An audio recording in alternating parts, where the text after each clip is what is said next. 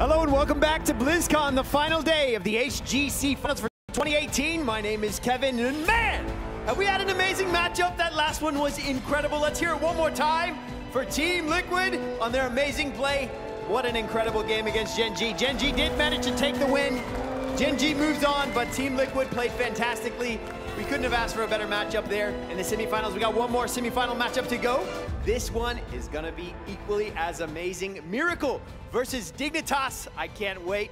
Let's head on over to the desk to get it all started. Indeed, we are but one match away from the one thing we have all been waiting for, the HGC Grand Finals, and a rematch of a match that's been in the making for a year. I'm Gillyweed here with Kaldor, Trixler, and Jayhow. There's one team that could keep that rematch from happening. Jayhow, what do you think of that last match? Because it was a hell of a match. It was so crazy. Like, I was watching it backstage. I was tired of not feeling the energy, so I sat out here in the crowd and listening to these two guys. I mean, the hype is real behind that series. It was incredible, but Gen G, everybody was reminding me of 2 years ago, Kaldor, you and I, in almost this exact same scenario. It was like they went out on Braxis. Somebody's like, is it going to happen again? I'm like, oh my God, that did happen. But they clutched it out this time. It was pretty impressive, to be honest. Like, that final map was just absolutely insane. The map chosen, the entire path towards it. Game 4, that Liquid actually turned it around in Game 4. I did not think that was possible after how dominant Gen G was in Game 2 and 3. That series was exciting, and it was raining. I mean, you and I had to go eat chicken just to refuel for this matchup. Like, it was an amazing match, and now suddenly we're in a position where it's like, okay, can Dignitas and Miracle even match up to what we just saw? That is the million-dollar question, because as we take a look at the bracket now, Miracle are going up against a team that, you know, we used to look at this matchup, Europe versus Korea, and we'd say, it's Korea, it's all the time. But Dignitas comes in, not even just a favorite for this match, but as one of the favorites for the whole tournament, Kaldor.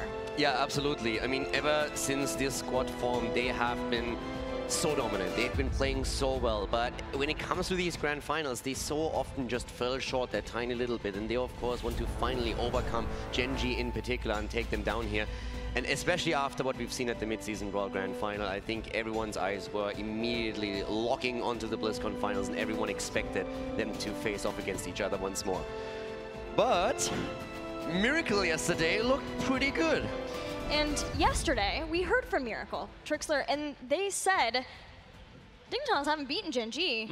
We have. That's a good point. I mean, Miracle is a team that is delivering in this entire tournament. So I hope that even though we're all kind of sitting here and saying, okay, we can't wait for that big rematch we've been wanting to see since the MSB, I hope that Dignitas is not in that mindset. Dignitas should be focusing on one game at a time. And I think that's echoed with the players. I've already talked to Poik a little bit, actually in the back, smiling, being normal as usual. And I was like, hey man, how's it going? Are you feeling pretty good about yourself? He goes, yeah, we're going for that 17-0. Because so far, they actually have not lost a map yet. So they're looking for a 3-0 today. Well, Liquid made it as close as possible for Gen G. Do you feel like Miracle can do the same for Team Dignitas? Do you feel like Miracle can win versus Team Dignitas? A hungry, hungry Team Dignitas. That's the thing, is that Dignitas is so strong. They're literally the best team, I think, here. After watching Gen G, it now seems like Dignitas seems like the favorite. And then I look at Miracle, a team that 6 months ago, everybody's like, Miracle. And then all of a sudden they formed this roster, they came together, they've had the studs start to come in. Nobody had broken through the top 3 in Korea, let alone the top 4. And Miracle just overtook everybody. Now they're one of 2 remaining Korean teams here. And I think for them, this might be that final step to where it's like, if we're going to prove it, this is it, because there's no bigger challenge than Dignitas. But for Dignitas, they are so, so strong. I'm on the Dignitas hype train for this tournament. I don't know if Miracle can make it past them. Well, only one semifinal left, and Sniper and company are here to prove that only a Miracle can keep Team Dignitas from the Grand Finals.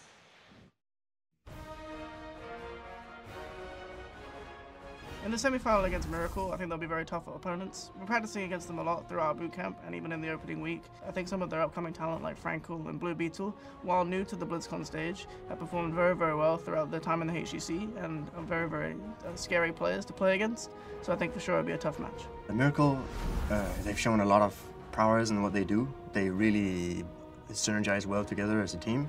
Honestly, their teamwork and their decisions they make like on the fly as a team is incredible. We're probably going to look to exploit that somehow, you know, take the skirmishes instead of the full-on team fighting that they're really incredible at. They're a bit of a wild card, you know. Not exactly sure what to expect, but we're confident we're going to beat them. We have little things up our sleeves and we're ready.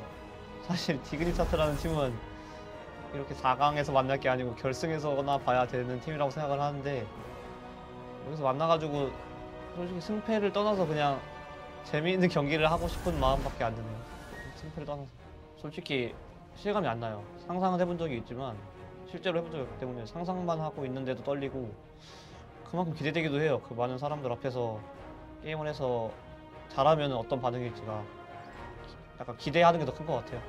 저희의 원래 목표는 결승전까지 가는 게 목표였는데 지금 조대진을 보니까 조대진이 너무 빡빡하더라고요. 그래가지고 4강까지만 가서 재밌게 경기할 수 있으면 더 바랄 게 없을 것 같아요. Only got a couple more of these to go, so let's do it right now. Let's give a warm BlizzCon welcome to the team out of Korea. In the red corner, it's Miracle!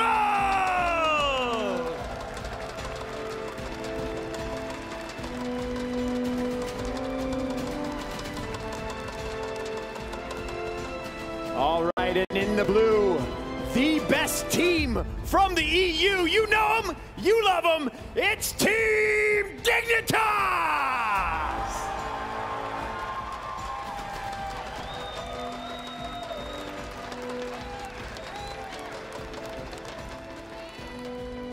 All right, captains, center stage to shake hands.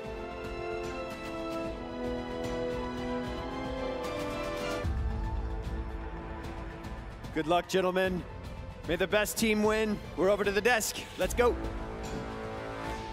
Both semifinal matches now, we've heard from the teams, the underdogs, in this case being Miracle, that why are we facing this team in anything but the grand finals? It's ridiculous. But I feel like that's such a great reference point and why we continue to talk about Gen G, Team Dignitas, Gen G, Team Dignitas. These two teams are titans. But I mean, honestly, if Team Liquid has proven anything, it's you can't count any of the teams in the top 4 out, because that was an incredible performance, and we could actually look at Liquid in the grand final. So Miracle, yes, they should respect Dignitas, but I think they come in prepared, and this could very well go very differently from what we all expected coming into the tournament. Yeah, that's a good point, because Liquid respects Gen G, but they didn't give them too much respect in the games. They fought them down talent tiers. They fought them when they needed to. They understood that they can't give too much respect, or Gen G will walk all over them. No, I gotta completely agree with you here. Miracle deserves to be here, and they've shown that multiple times. With their big win on Tempest yesterday, I will fully back them no matter what as a team. And they have power picks that I am so excited to come out today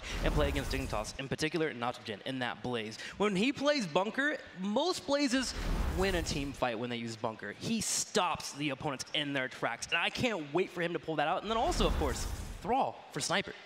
Sniper's been getting away with a lot on that Thrall. He's been making plays. Perhaps. He's the luckiest Crash Lightning Thrall I've seen in my life, dude. He finishes those stacks so quickly.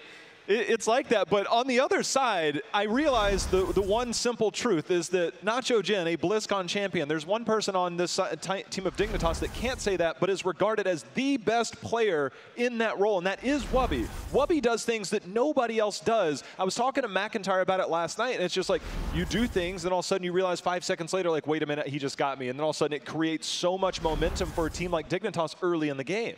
And I want to bring it back to that point that we heard from Miracle yesterday. Yes, Miracle have beaten Gen G when Team Dignitas have not. But Dig on LAN is a very real thing. It definitely is. They build that momentum up, and they actually talked at the beginning of the season a lot about how they need to overcome a bit that problem that they oftentimes have in game number 1, where they need a little bit of a warm-up time. And so far, at least in online play in the regular season, they did do exactly that. But once he gets into the late stage of the tournament, they are just looking unbeatable, and they have to prove that today in this best of 5. I would argue they've even done it in offlane. If you look back to the West Class, they are 24-0 right now. They have not lost a single map offline. They are destructive right now. They are destroying anyone in their path, and I don't see them stopping anytime soon. I wish I could argue that. This Dignitas team, I mean, every single thing I look at that they do, and I think, all right, Miracle's there. What can we get from Miracle? Yeah. And I'm thinking, what does Dignitas not do better? So Miracle, they have enough firepower. We heard from Snitch. I've heard from Snitch when we were at Eastern Clash, and he was there as an analyst, and he was speaking about the power of Korea, and then he was talking about Frankel, who wasn't there. But it was a matter of, okay, we've got all of this firepower, all of these teams. It's like, can we get this? And I just don't know. They have it. But this is just such a huge huge mountain. Well, Team Dig have already made it past the point that they lost last year. Sniper has already made it past the point where he lost, so anything else would be icing on the cake, except Dig really wants that win. So let's get going with the game 1 of this best of 5 into the Battleground pool, where we will see what bans commence. Now, Team Dignitas actually kind of does the same thing that Gen G does. They ban Braxis Holdout all the time in their region, but have shown at this tournament they're willing to let that go, and they've done it here. We'll see if that comes back to bite them the same way that it nearly did for Gen G. I mean, the one thing that we always talk about when we're talking Miracle is how they want a team fight and how well they do in these team fights. So the ban that we're seeing coming in from Team Liquid here doesn't shock me too much. They're just simply saying, listen, battlefield that is exactly down the hallmark of our opponent wants to do, let's take that away from them and play around that strength. What we saw last time for Miracle on this map was the Ana pick, and it was against Gen G, I believe. So it's a matter of Gen G had an amazing counter draft towards that. Wubby does very good in the drafting role for Dignitas. So see if there's a similar approach to maybe target some of the power plays that they get around the heroes with Frankel and maybe try and manipulate that. The Garrosh we know has been a very strong pick for Miracle, and that's just off the board instantly. For me, I'm wondering if we're going to be getting that Abathur element that we didn't get in the Team Liquid series, because a lot of Korean teams haven't been banning out the Abathur, and Dignitas is no stranger to running that composition. I mean, against Tempest, they ran Abathur Jaina and completely wiped the floor with them. So I would love to see that in this best of 5 series. And quite a few teams have, actually from Korea, have struggled into that solo support Abathur. So that's definitely a huge concern, or there has to be for Miracle at some point. They don't really give over a ban just yet. We saw it in the previous series too, but that is something I could see come out from Dignitas. It's interesting to me to see that Genji ban, considering a lot of teams have been leaving both Maiev and Genji to the second pick team to have to take care of. But that allows Miracle to ban Diablo away, and we may see Judy's Garrosh here. Jaina is also left open too for Frankel, which has been a major player for him. On that Li Ming in the Jaina has earned them a network of wins in the offseason play. I mean, with the bans here, you can immediately see how much they are targeting the front line. You have Garrosh banned out, you have Diablo banned out, so the immediate question is then, what are we going for here? Are we going to get Johanna maybe on Shrines? Are we going to see at some point maybe Muradin coming back, depending on the follow-up that you get here? A noob. A noob. It's what Miracle ran versus Gen G too. When you have JPL, mind you, this is his last tournament. It's whatever. We get the Kerrigan pick, though. We know how devastating that can be. You get the multiple stun lockdown from those 3 heroes alone. Everything else can go around that, so there is a lot to build into. Snitch being shown there. Snitch has been the ultimate flex player for so long, but it seems like every single tournament, he just somehow gets better, and that's not something you traditionally say for somebody that's been around as long as he has. I would hazard to say, I think he's better than Rich at this tournament. I would not argue. Like he's more flexible in those melee assassins, and I didn't think it was possible, but I think he's done it. The one thing that amazes me most about Snitch is not necessarily even how much he has grown as a player, but as a person. Like, if you've seen him like 1 year or 2 ago here at a big offline event, he was a lot more immature than now, and he's the leader of the team in any aspect. Like, he's the one who presents he's the face of the team, he's the one who echoes their thoughts, he has a calming effect on them. And that translates also in his gameplay. I mean, he has come into an amazing person that is one of the best players that we have in this game right now. He talked about in an interview last week. He mentioned that when Bakery and crew left, he said, oh, I guess I have to lead this team now. And he has filled those shoes perfectly, and it's why they are here on the last day of BlizzCon. Absolutely. Over to Miracle. Johanna and Yrel comes out, getting that wave clear, but also a strong front line for Hanzo to fire away. I love the Yrel because it's a denial to pair with that frontline dive, and now the Gul'dan is still available if we see Miracle go down that route, unless it's picked up by Poik. We could still see something like the Mephisto, which is not foreign to a team like Miracle. Leo coming out, and that Gul'dan. You told me about Wubby and Leo and the relationship that they have. Yeah, he's not into Leo like he is Yrel. You know, there's something going on there. But he brings out the wave clear. We got his Entombs available. The full dive capabilities available here, and it also builds into that late game. I love it as a pick here for Team Dignitas. Well, they could go into the Thrall if they really wanted to and move Frankel over onto the Hanzo. It doesn't seem as likely, but they have the flexibility because Sniper can fit so many roles. So I'm curious what this last pick is going to be.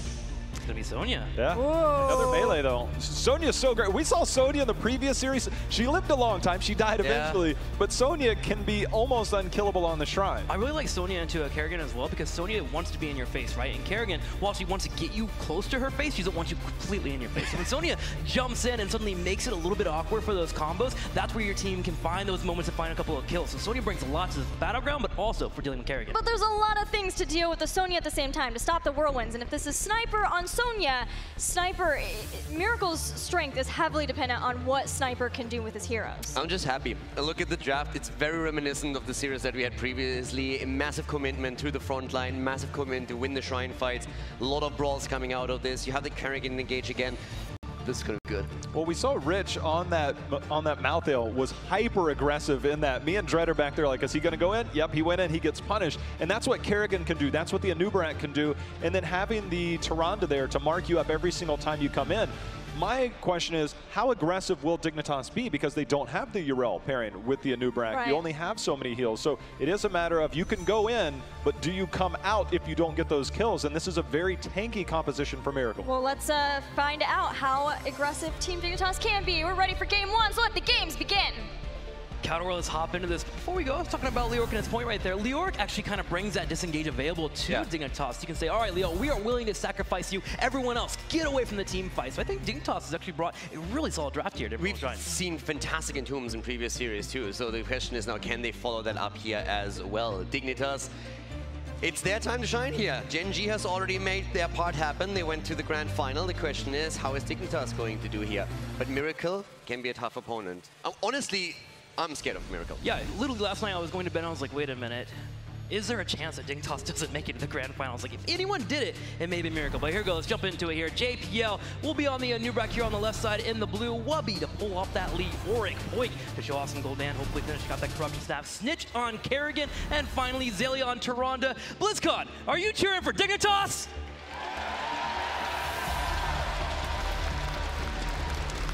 They're not the only ones in this game. To the right of Infernal Shrines, game number 1 in this best of 5. Sniper on Yrel, Frankel playing Hanzo in this first game. Nacho Jin on the Sonya. We're seeing Blue Beetle on Deckard again, and Judy on Johanna. Ladies and gentlemen, it is Miracle!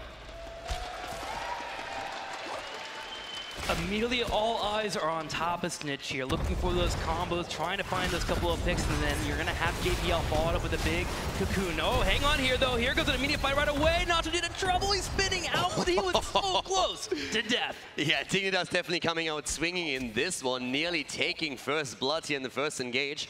Already also a few adjustments in terms of the build. When we talk Leoric, we oftentimes talk about how Awesome's renewal came in through the Korean meta that was displayed at the Eastern Clash. It was a huge change for the European scene, making that happen. But right now we are seeing Wubby going into the Consume Vitality again. Of course, for those Shrine fights, definitely something they can get extra value out of. Counter, how did I know that you would talk about Leoric? We knew that was coming there. Yes, a bit of a change up here, but that also kind of builds in the idea that we were talking about on the desk a little bit. Whenever we need those engages for Kerrigan, now you have Leo can jump up, steal a little bit more life in the middle of the fight, try to hit that back line, and that buys more time for his teammates. I've already told you about our Lord and Savior, and that's great. I would love to hear about it sometime, but for now we got to focus on an amazing match here. Sonya also bringing out that slam build there at level 1, looking to help with that wave clip, but also to bring in some decent damage in the team fights. Dignitas, though, not missing a beat, already jumping on the mercenary camps here to the south. Yeah, and Miracle has to be careful, especially if that Kerrigan engages. There's always such a huge threat here. When we're talking about wave play, we mentioned the Leor cooldown reduction on level 1, but you have that that cooldown behind you as well. Fights are also plenty in this game as we once again have the engage. Miracle trying to jump out here. Sniper needs to be cautious, and he's able to walk away, but both of the teams showing their willingness to be aggressive from the get-go. Yeah, Miracle is not scared at all. Not stepping up there, looking to try and get on top of Tyrande. Is able to kite away, but it is something that we have to worry about later on, especially when that damage build comes online for Sonya. Tyrande can be sniped quickly if Dignitas is not careful, but Miracle showing once again that they want to stick with what they love.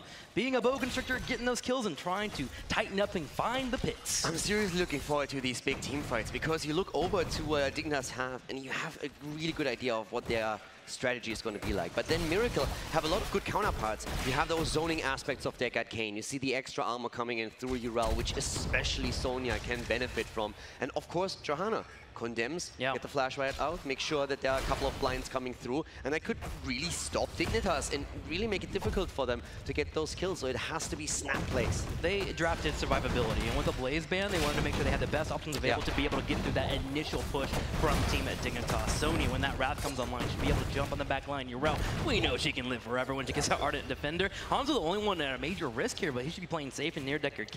I'm actually worried for Dignitas to find those kills, but they can get Punisher pickoffs if they're on point. Speaking of kills, Snitch in the middle. Snitch Ooh. goes down, and Kerrigan dies, and that is a bad time to lose a Kerrigan. Shrine is up, and already Miracle taking the control here and trying to take the lead. Dignitas still on the outskirts of the objective, attempting to get a couple of minion hits, but that was definitely a setback for Dig. Dignitas could be considering just giving up this point, but would love to get a couple corruption stacks, so hanging around here to be able to finish that off. Also, Toronto's level 4, that Lunar Flare want to get that too. But they are hanging pretty close here, 18 to 24, and Kerrigan's on her way back. You're right, they're hanging in there. The lead has been taken by Miracle, but Dignitas isn't doing too badly, and Snitch is back to business. Sniper on the left side, ready to flank in. Boom, jump straight on in. Poik gets He gets knocked back, and Miracle has 2 kills. The counter kill against Sonya, though, as Dignitas is immediately trying to make some plays of their own here. They're going for that Shrine. Who gets the Punisher? Dignitas with the hits, but 38 against 36. Is Miracle able to get it? 39. They want to go for JPL. They can't get the bug, but they get the Punisher. Miracle gets a Punisher. They're low on mana, but they're chasing now. They're looking for a kill as well. Wubby should be able to escape. Snitch also in the top right, but Miracle, with the first Punisher of the game in its best of 5 series, should be opening the wall. 2 kills against 1. 8 stacks on the Echoed Corruption here for Poik, who was pressured heavily from Miracle as we saw that great flank coming in from Urel. Punisher moves in, and Miracle with a follow-up against the wall. They're even looking with Judy if they can make a bit more out of this. Dignitas should be able to defend this. The Fort does take a bit of a beating, but it's fine. A little over half health. Level 7's more important here for Dignitas. You need to start soaking up and contain Sonya, who's in the top lane. Wubby helping out with the defense at first, but then once Sonya started to push out the lane topside, he immediately made the rotation to ensure that they would not lose any lane experience. So even with the first Punisher taken, Miracle isn't really far ahead in XP at all. They're taking a tiny lead. They opened up the wall. That's a win for them, but Dignitas is currently still holding their own in this game. What's illustrated for me here is that Miracle has no fear against facing us against Dignitas. They're happy to be here. They were wholesome about it in their interview, but in their gameplay, they are showing that they are willing to bring the fight to Dignitas. That is a huge testament to them, and another reason why they deserve to be here. Our Miracle steps up, takes the mercenary camp away from Dignitas, and Dignitas just holds on safely. Dignitas is a very similar team when we talked in the last match about execution oftentimes, and how when you see a Korean team fall behind in the early game, it's the level 10 that you really have to worry about. And I feel the same is also true for Dignitas. Whenever in our regional play we are seeing that, it's always watch what happens on level 10. It's Dig turning it around, and that's currently what I'm thinking here too. Teams are neck to neck, but it's level 10 when Dignitas usually really comes into their own. I mean, we saw it with the Team Liquid series. That Horrify, such an amazing tool, especially against a Sonya who starts spinning there, maybe overstepping a bit, thinks she gets that full engage, and then you just blow her up. Absolutely. Horrify is such a game changer, and you've executed a good one, then you're in a great spot here. And let's not forget that we're also having that cocoon all of a sudden. So you can really get isolation picks, kills, try and just completely destroy the synergy on your opponent's side. All about that number advantage. Johanna will help out a lot, though, with that Iron Skin being able to step up and deal with that onslaught coming forward. The Ballistic Shield can slow down the momentum of Dignitas, so Miracle will be fine themselves at level 10. For now, we are at level 9, and we are building towards that 10 right now. The next shrine will be spawning to the south for both of our teams. Miracle also with, of course, that aggressive potential. You have the Poison Spear on level 7. You can get a bit of burst damage in. You can follow that up with Hanzo. And level 10 abilities will give them also a lot of CC that's going to be available through Hanzo's engage. And, of course, you can follow that up with the Arcane. You have a Blessed Shield. So there's a lot of initiations on both sides that can be used to secure a kill quickly in a battle. Nitrogen in the bottom. Combo comes out, but misses. Nitrogen spins away. Lunar Flare comes in. JPL with a big flank. Here's a Burrow Charge. Here's a knock-up, and Sonya will fall. Dignitas by the second kill of the game. Great kill by them, and that's the cocoon play that we just talked about. You force the fight again, you get a kill, you try to make it through. Impale. You go for Hanzo, and so far Frankel still survives, but not for long. Love the play there from JPL, actually. I thought he would drop the Impale first, but he actually waited for where Hanzo was going to be jumping away with that natural agility, and then chase after with the Burrow Charge. Miracle loses 2, and Dignitas able to find a couple of kills at a perfect time, too. A Shrine activating in 15 seconds. 50 seconds, on the other hand, when we're looking towards that Horrify, so that it is going to allow Miracle to engage into that Shrine fight a bit more aggressively. Ardent Defender, all these abilities available here for Miracle. We got the Wrath of Berserker as well for Sonya to jump in, and now stay a while and listen. Even more important, what a great way to stop momentum from your opponent. Just put them all to sleep as they engage. It's going to be such a great first game here. Already they engage onto JPL, and he Arrow. some damage. The arrow, they're hit. They go for the bug. They want him. JPL in trouble. He gets out. Stay a while. Listen comes out at the same time, but it's not missing. At the same time, Stitch turns around, gets the combo. It connects. Sniper in trouble, and here's an Entomb. The Entomb comes out and blocks the pathway, but JPL falls the counter kill once more against Sonya. Sniper is also in trouble. He jumps out. It's not enough. The kill is there. Dignitas takes the double kill. Yrel used the Ardent Defender, and that's when the Cocoon came out. They waited for the duration of the Ardent Defender and cleaned it up afterwards. Miracle losing too, and now Dignitas will take the reward, which is a big punisher to push in the bottom lane. The best part too, top lane's pushing in already. 5 kills against 3 in Dignitas' favor, and they are a level ahead at this point. Miracle at the beginning showing the aggression, but right now struggling as Dignitas is hoping to take down the bottom fort, maybe even get 13, and looking for more kills as a follow-up of the Punisher stuff. That's right. The Punisher, when it jumps in, you'll see Kerrigan dive in. Even a Nubrak, too, who's on his way, should be here in a couple of seconds. Miracle, aware of this threat, is actually going to give up that fort. Go soak in the middle lane instead. Already the pressure at the bot side. Top, of course, at the same time, Wooby is draining down nitrogen, but the fort is going to fall, and that will be level 13 in the hands of Dignitas. They have Cocoon, and Miracle knows it. They cannot hang around here. They know that at any point, Dignitas has the option to force the fight through an Anubarak engage in a quick Cocoon. It felt like Miracle was hoping for a better stay a while and listen. They only got the one target, the Kerrigan, which didn't allow for them to find that kill afterwards. Dignitas was able to escape, especially with Nubrak. Burrow charging away. Oh, yeah. Finally, Miracle's going to defend that bottom lane, but look at the results. Dignitas has level 13, a level and a half lead on Miracle. Miracle is going to need to pull it together soon. Right, let's be honest about this. There was a scary moment for Dignitas initially when all of a sudden JPL gets caught. He's able to survive through of it, dies then later on, but it was still a one-for-one trade. If he dies to the initial engage, we're looking at a completely different situation.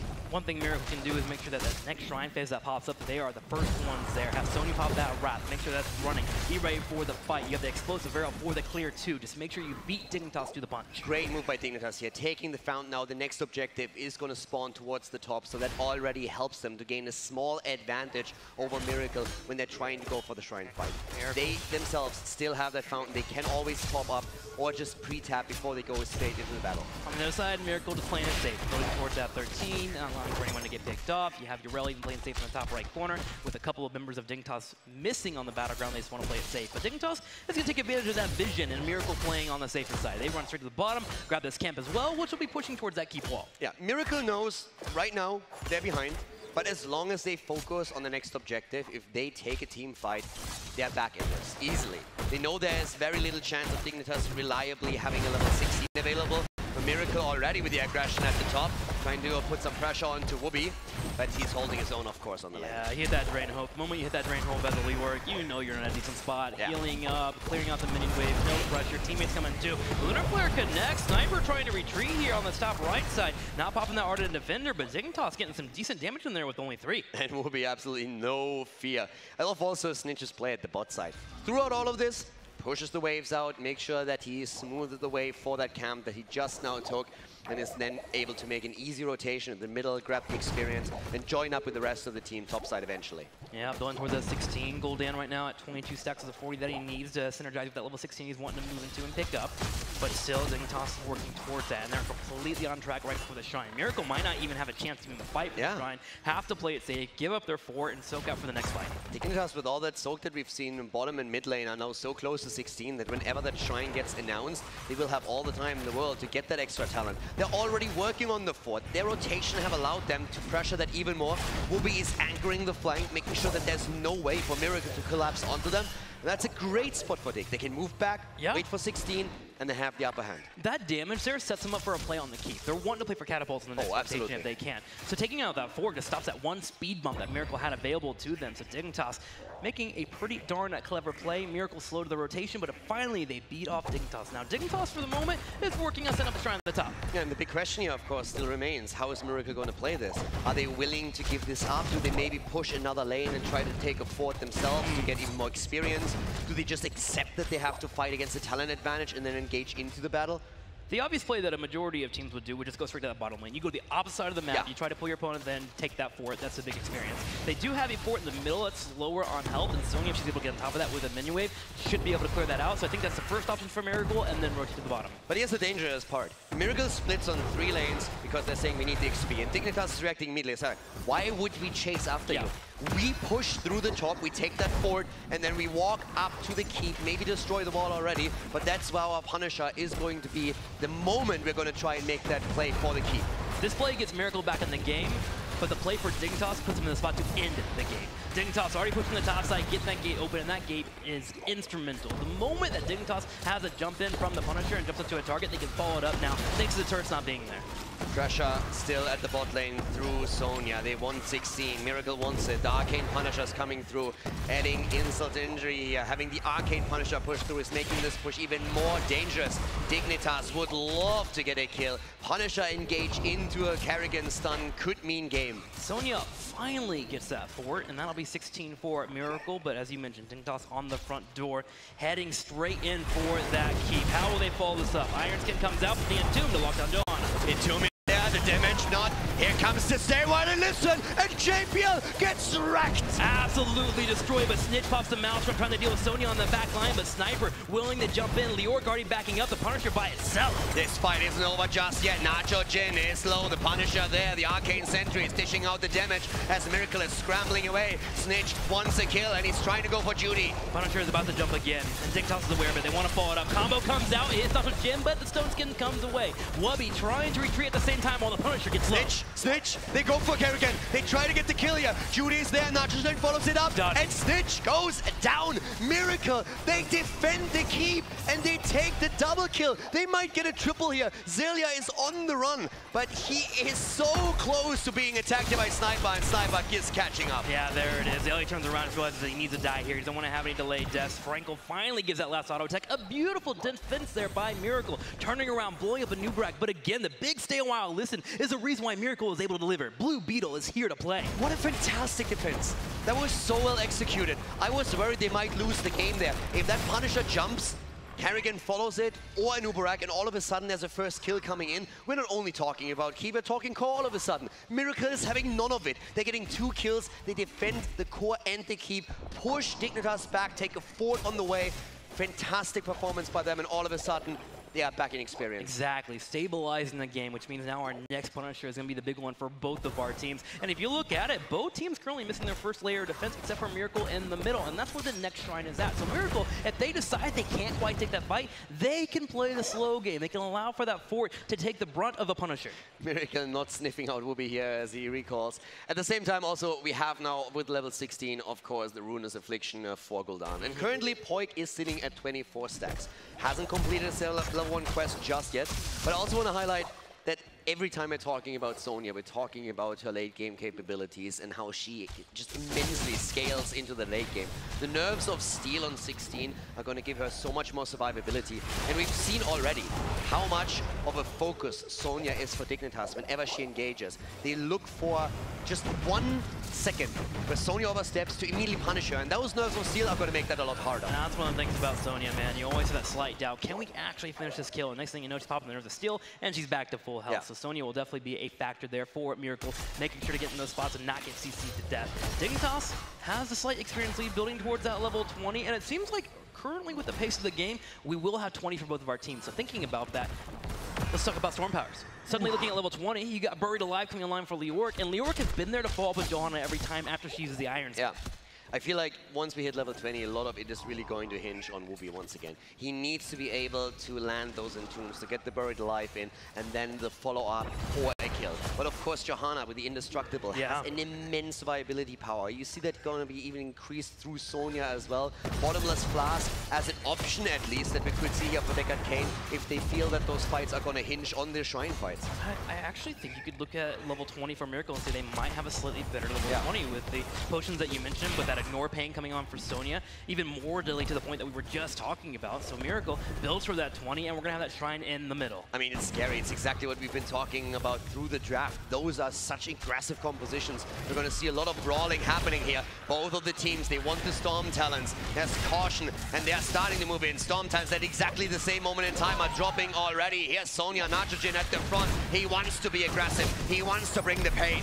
He brings the pain already, keeping up with that Wrath, clearing out these minions 13 to 11. Dignitas barely leading. Kerrigan looking for the combo. Blind comes out from duty as he holds the front line. Respect the Elders over the bottomless flask here for Miracle.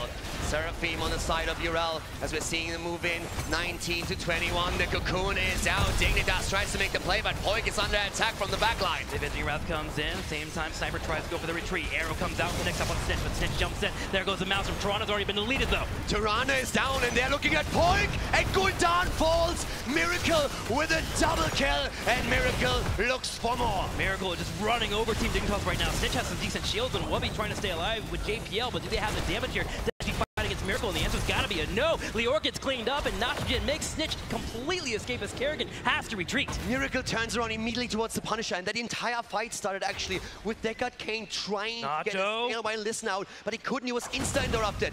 Snitch jumping away, but he can't escape. He goes down. It's only JPL, and just look at this. They're wrecking the keep at the top side. They ignore the Punisher in the middle. They just simply say, we go core. Miracle is a team that brings out the upsets, and they're going straight for the core with a Sonya to lead the charge, and a full health Sonya at that. They easily got this here. Wubby trying to come back for the respawn. JPL doing what he can to slow it down, but you can't stop Miracle. Miracle with the Miracle run, able to come forward, look at the core, and start to burn it down. Dignitas suffers their first loss in the HGC Finals. Great performance here in game one. Initially, all goes Dignitas' way, but it is that mid and late game where we see Miracle with good decision-making, grabbing the 16, defending the top lane push, and then turning it around, bringing the aggression throughout the entire level 20 fight, and then taking no prisoners, going topside, taking down Kerrigan, dropping the keep, and going for the core.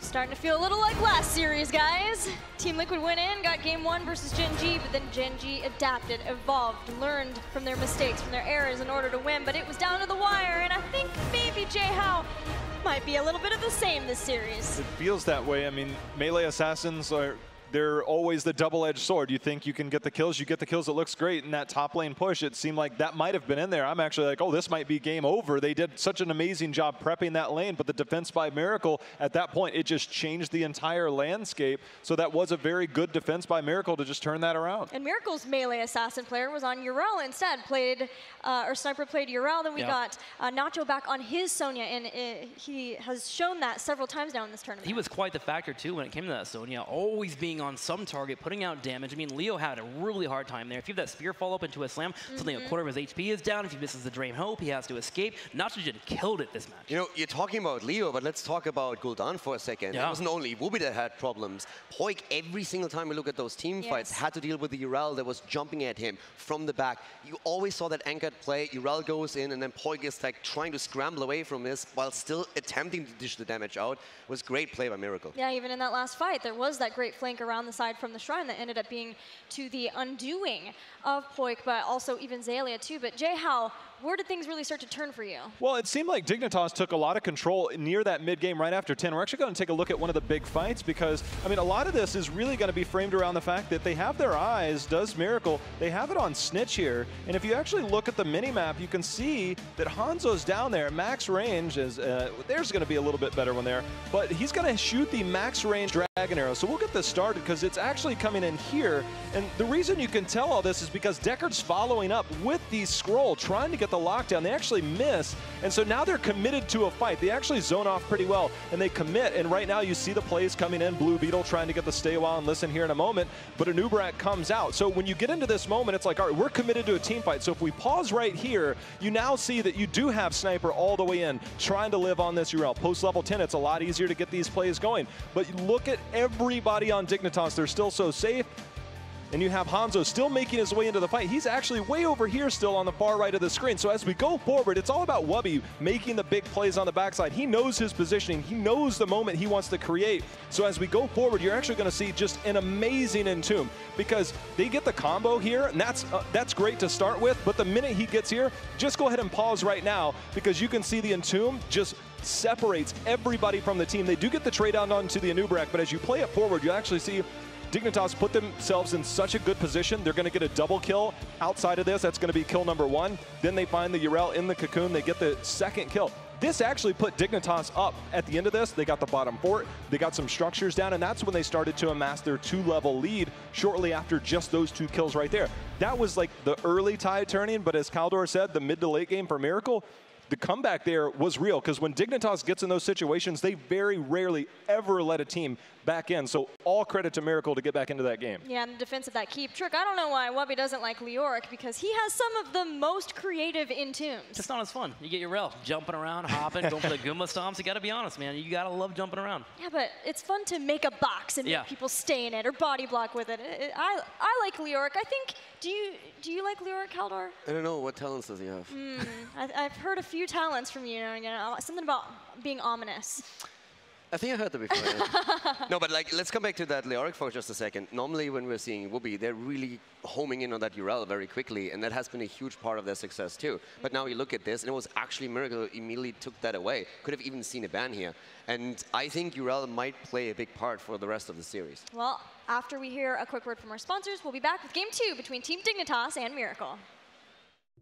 The 2018 HGC Finals are brought to you in part by Republic of Gamers, Corsair,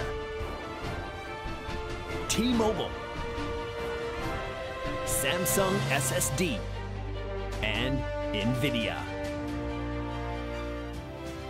Team Dignitas now finds themselves in the exact place their rivals did in the first semifinal of today, down the first game. But this is a best of 5, and there are plenty of chances to get back in. Yeah, for sure. But I'm still, again, like from the get-go after yesterday, I looked at this match and I was just like, that is going to be a lot harder than I expected. Now they lost the first map. Again, there is a lot of pressure. And Miracle, you could see, like, they are cheery, they're happy, they're hungry, they get the momentum right now. And at some point, we have to ask the same question that we asked with Gen G. Is there that voice of doubt in your head that asks, like, oh God, what happens if we lose right now? I think it's cool, though, that both Miracle and Team Liquid said, why are we facing these ridiculously strong opponents in the semifinals, but then they're also both bringing the fight. That is what's awesome to see. And I don't think Dignitas is going to lie down just yet. Let's see where we're going for Game 2 and where they might be able to make a stand happen. It's going to be Volskaya Foundry. This is a place that Dignitas also finds home in, though Team Dig has chosen first pick, so it's Miracle who will bring us to Volskaya Foundry. Yeah, they got to be feeling confident, especially when you look at the record of Dignitas on this battleground. They are pretty darn solid here, so let's see if Miracle can bring that out. But one person in particular that I feel like Dignitas needs to adjust to and keep an eye on is Sniper. Sniper was finding so many ways to thread that needle, get in that back line. He was able to pick on Poik, but if he's allowed to do that throughout the entire best of 5 series, we could have an upset on our hands. You mentioned that during that league play, they were 12-1. They played this map 13 times during league play. Their next highest map played was 7. They are masters at this battleground at controlling. We always know the Sergeant Hammer could potentially come out. Some of the sustained damage that we've seen from Frankel, they have busted out the Mephisto on this one as well. So it does have a different feel when you look at sustain between those heroes. It's just a matter of, can you sneak in that hammer? Can you get it late? Are you worried about your opponents getting that? Can you draft? I think when you look at this battleground, Sergeant Hammer has been a focal point for a very long time. Well, in the last game, Yrel did become contested in a very weird way with a triple warrior of sorts for Miracle. I'm wondering how highly prioritized Dignitas puts that hero, or Miracle too, given the fact that they really like this hero here. But with the Diablo change-up ban, that allows Genji through, and Team Dig are quick to strike. There's also what we saw Arcaner play earlier today, the Tracer, if that is an option for these teams. The Tracer is always very threatening in and around the control points, as long as you have the team built around it. The Genji is definitely something that Miracle absolutely expected here. The snap picks into Reyna and Deckard Cain, getting the zone control again. We talked in the previous series of how highly we have Reyna valued by the Korean teams here. But it's also, again, for me personally, really interesting to see how both of them agree, okay, we're going to ban out Garrosh and Diablo. We've seen a little bit of that in the group stage. So what's the focus here? Dignitas shifts away from the Anubarak, goes into Johanna. Great pick here for them. And they combo that off with the Blaze on the off lane. And Blaze in general in Europe gets so much more value on this particular map that doesn't really come as a surprise, despite how much we talked about Urel as an option for them. Johanna, in North America at least, we saw a lot of Johanna Jaina together, and with a Genji, there's a lot of burst potential for just taking down someone in the blink of an eye. Maybe that's a pick that we could see from Team Dignitas? The Johanna Blaze is always has nice synergy because it's really easy to land the condemn, have the follow-up with the Blaze there to get the stun that is kind of denied from you. It's only a mini stun with the condemn. As we're going to see the Jaina banned out there, but Genji picked up. Genji also at one point in time was a counter. It's like, look, if you're going to pick Hammer, well, the Genji, if it's let through, it's one of those things that you can dive onto that. But that also is something that you can still get the Hammer if you're Dignitas. Not anymore. Except it's banned. Yeah. That's also a great ban by them. I mean, we've been talking the entire time about how these protect the hammer compositions are just so powerful. We just had one on Towers of Doom, and now we have Blaze with that, so you want to make sure that that's not going to be a concern. But again, Urel picked up for the other side and together with Tyrael. And just think about Gen G versus Team Liquid. We've seen that particular setup several times. It's starting to really have an impact here. And Miracle is now using the exact same tools. What is Koi going to play? Is he going to be Li Ming here? Well, I love when they used to play Genji, Hanzo together. Dope, there's that Tracer. Coming out here with Malfurion for the pick. But think about this. I was about to say, man, Genji, you look over there. Every time there's a Tyrael on the other side, you're like, who's going to stop me? There's no CC unless you're going Judgment. We all know that's not happening. Tracer, the same thing. I mean, Tracer, there is no threat. The hammer stun that you're worried about, she does have trouble trading out head-to-head with Raynor, but you still, with Malfurion pickup, this is Dignitas. They used to run this back in January, December, when they went on their early run, as we'll see the Thrall there. That can help poke out against the Tracer, but that Tracer now can run rampant in this game. All right, Team Dignitas are doubling down, Genji and Tracer, to bring the aggression. It's been a while since I've seen Poik's Tracer. Yeah. But he made a name for himself on that Tracer. Yeah, first of all, but like I think the Thrall is a great pick for the last choice here, because you can, with the Chain Lightning, just start to just poke Tracer down quite a bit. Then you have Raynor too. Yes, you are lacking that CC that you normally want to go up against her, but having those two combined, that can still hurt a lot. And if you don't pay attention, you hurt that immediately. Trick, what are you feeling there?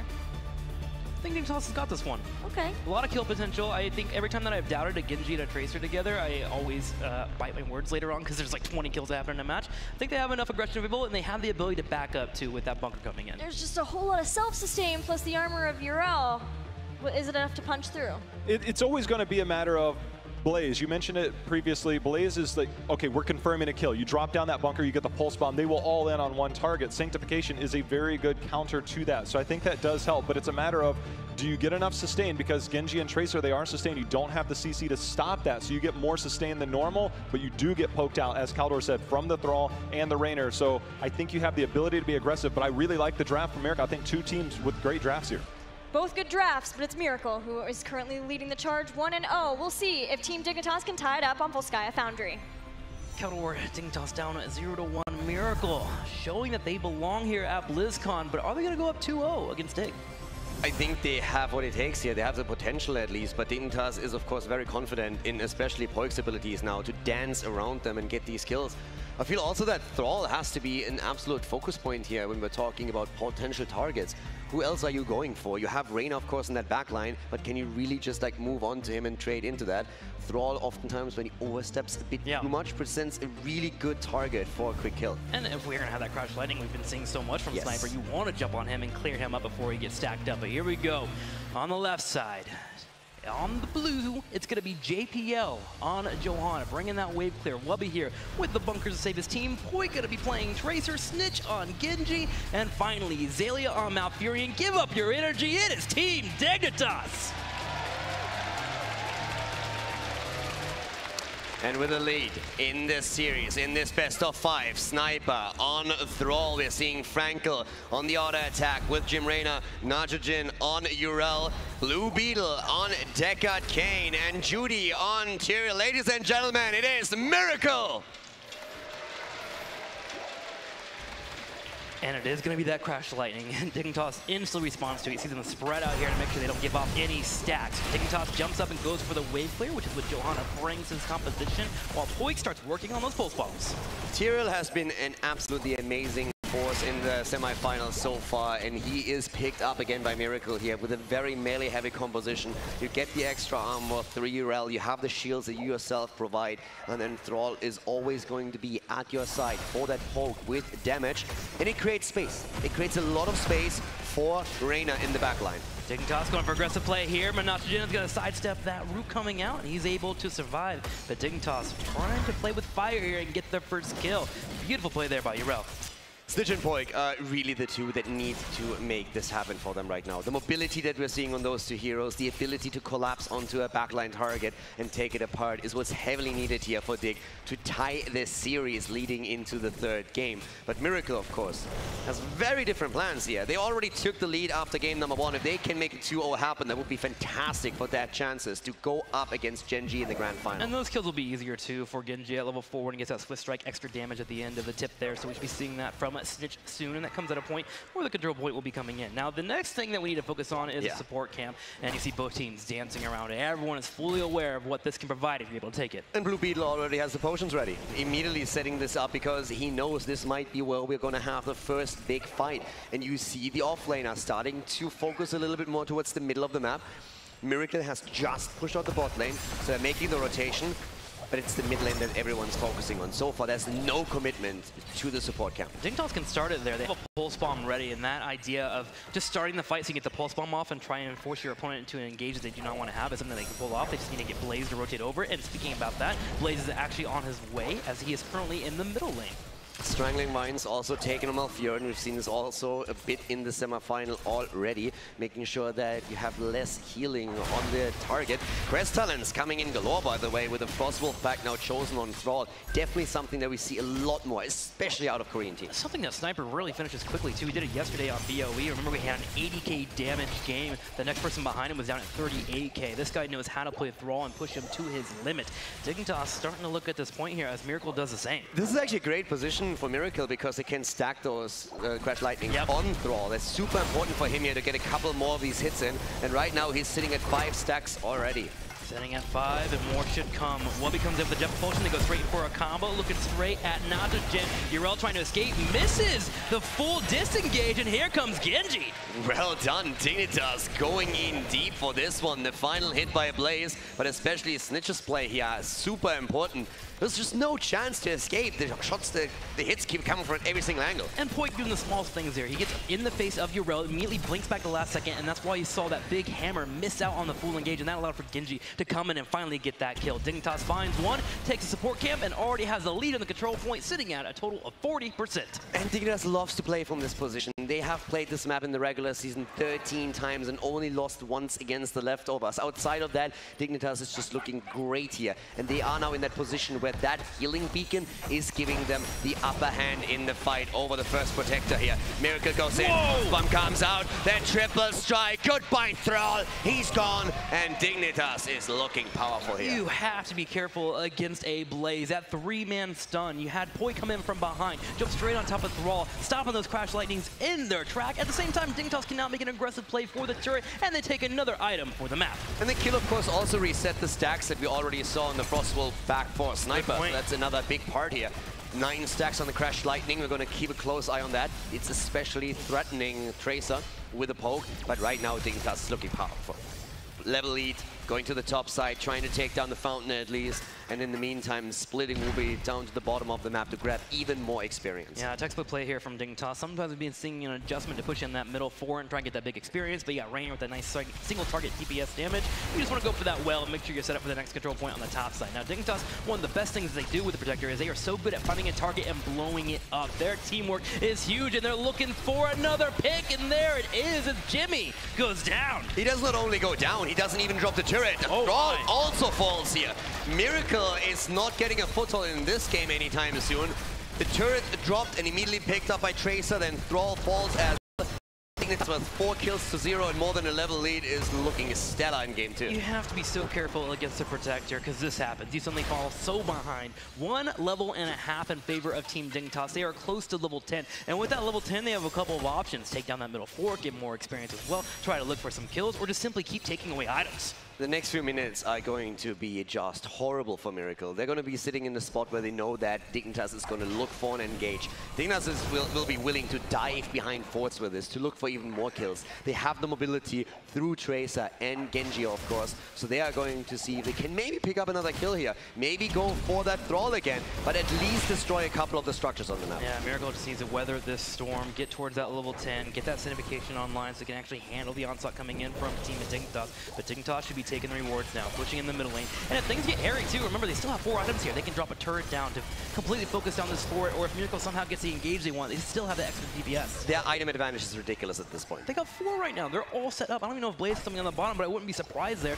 if Blaze had an item as well. Dignitas just knows how to run this battleground. At some point you have to start destroying them just simply because you can't hold anything. Yeah, you throw down a turret. Yeah, you have to drop the turret and just simply waste it because you don't want to give it over to your opponent, because right now Dignitas is in just the best spot ever for the next objective in particular. And there's that answer. Blaze has that turret, another combo straight in, and boom, there goes Thrall. We talked about it. They dive behind the fort, they go in, they have the mobility, they drop Thrall and they go for the fort. And they drop a turret, because you know what's spawning right now? Another turret in the bottom right corner. Yep. Miracle's turret's up, and Dignitas beeline straight over for it.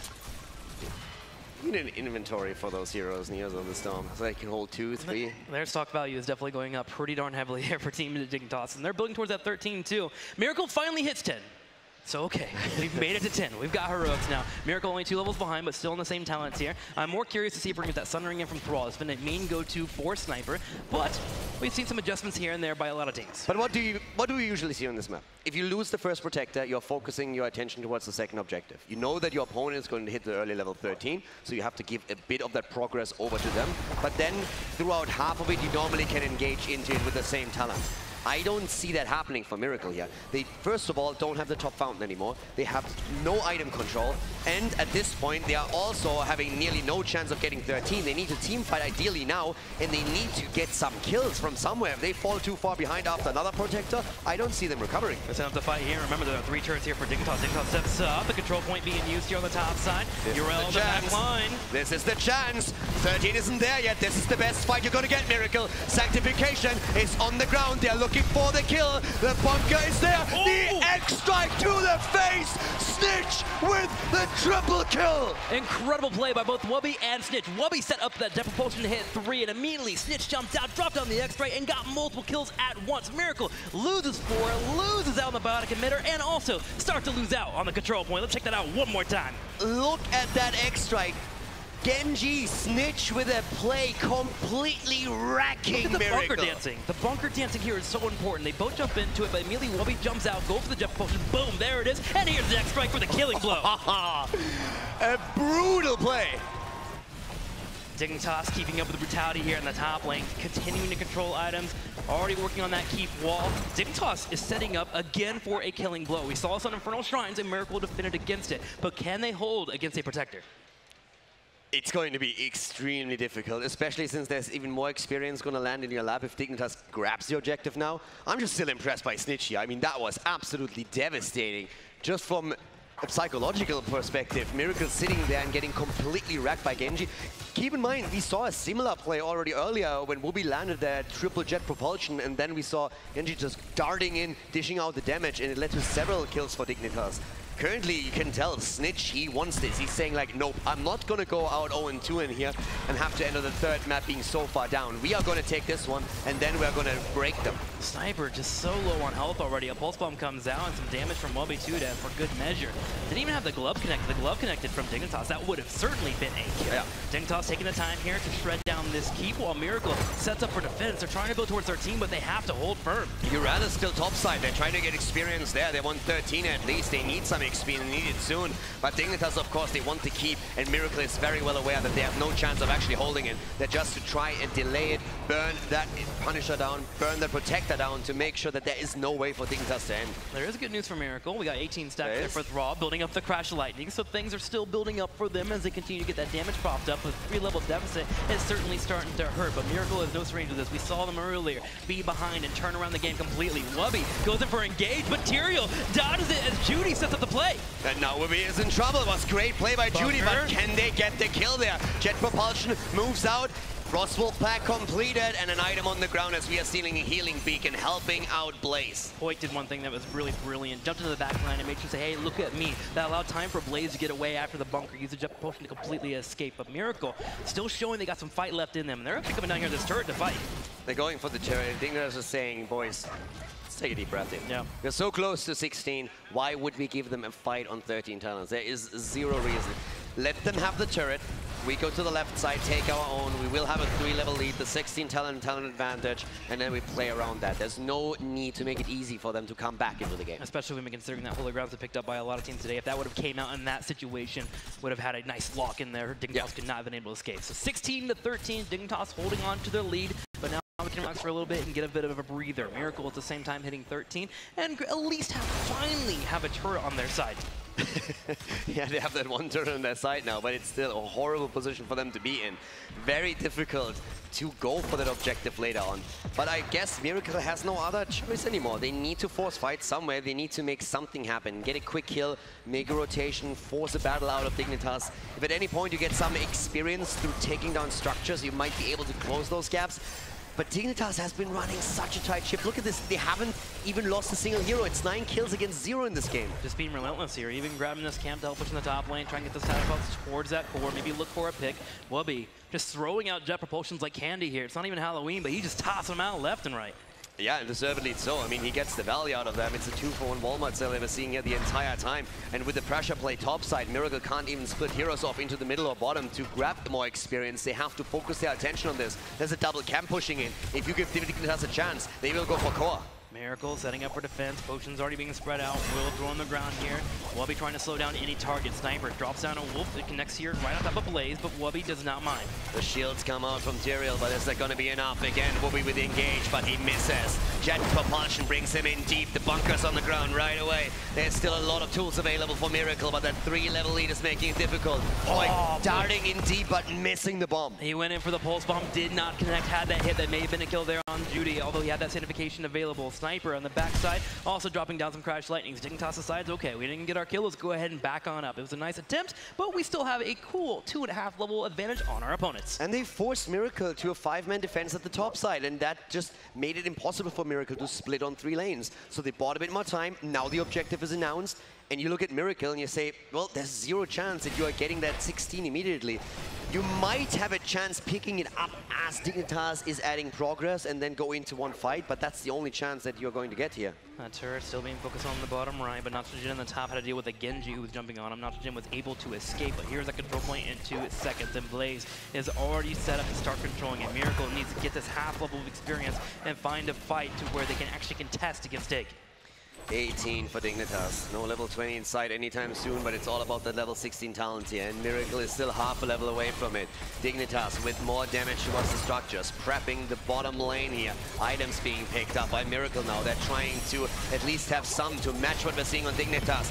Now Miracle moving in. They don't have 16 yet, but they know that they have a possibility to fight for that Protector, and they need to take it.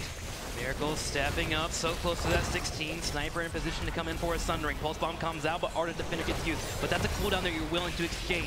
Meanwhile, Poik is working on building another Pulse Bomb. It's do or die. It's now or never. Miracle needs to move in on 16, and they do it. But once again, that Jet Propulsion. Snitch with the damage, looking for the kills. The arm on the shields come out on Miracle's side as they're desperately trying to hold on. 2 heroics down, though. Sundering used for a counter initiation. Dignitas easily takes the Protector, and now they'll start to look at this bottom lane. They even have the option to go all the way to the top and just take the game. Oh, they're actually going for that option here as they group up and head to the top lane. Dignitas is just bullying Miracle into this game, and now we have them trying to end it early on. And that's Miracle. They have to somehow move in and try and cut them off here. Dignitas actually is focusing onto the keep right now, realizing that they might not be able to completely pull it off, and instead just trying to get even more of a map advantage. Moving through the middle, but any kill right now would end in an immediate goal for the core. Oh, Frankel in a weird position here on the back line, getting some damage out. No glove available though, but Frankel helping deal with his protector at the same time. This keep is getting barraged down. Hoik on the right, keeping everyone in check as Miracle tries to step up and defend.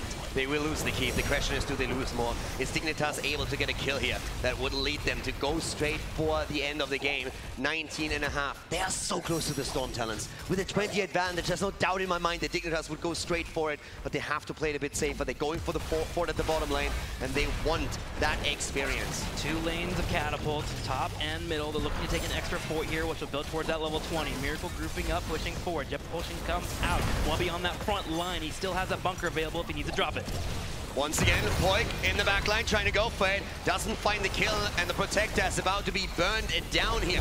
Crash Lightning completed a while ago, so the poke potential is there, but the kill is coming in as Urel falls to JPL. She had 10 more seconds until she had that Ardent Defender. That cooldown that was using that bottom control point is going to be exploited by team at Dignitas. Miracle only has 4 forward defense, and Dignitas is grouping up in the middle lane. I don't even know why they were defending in the first place. That fort is falling no matter what you do. Now we might see the end of the game. Snitch goes for Sniper, and they take him down. Sniper dies, and do the hopes of Miracle to keep it alive, or can they maybe get a counter kill after that amazing stay a while and listen? Big stay a while and listen. Stitch goes in straight on top of Blue Beetle, but he'll heal on up. Raynor doing his best to defend. Uro will be back in about 5 seconds. The shields are up for Miracle. Dignitas pushing the envelope here. Catapults are coming in to help out. They need an incredible Miracle to stay in this game, but Dignitas is pushing through. JPL low. They want to drop him, but he still has the indestructible. The core is already falling as Miracle is trying desperately to hold on. JPL on that front side, dropped on that Iron Skin. Judy trying to go in with the holy ground, but 20%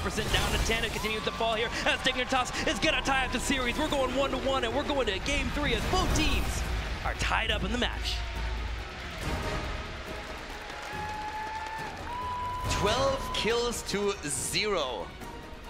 Bit of a repetition of what we saw in the first semi-final. Miracle poking the beast here, and Dignitas unleashing all their fury in game number 2.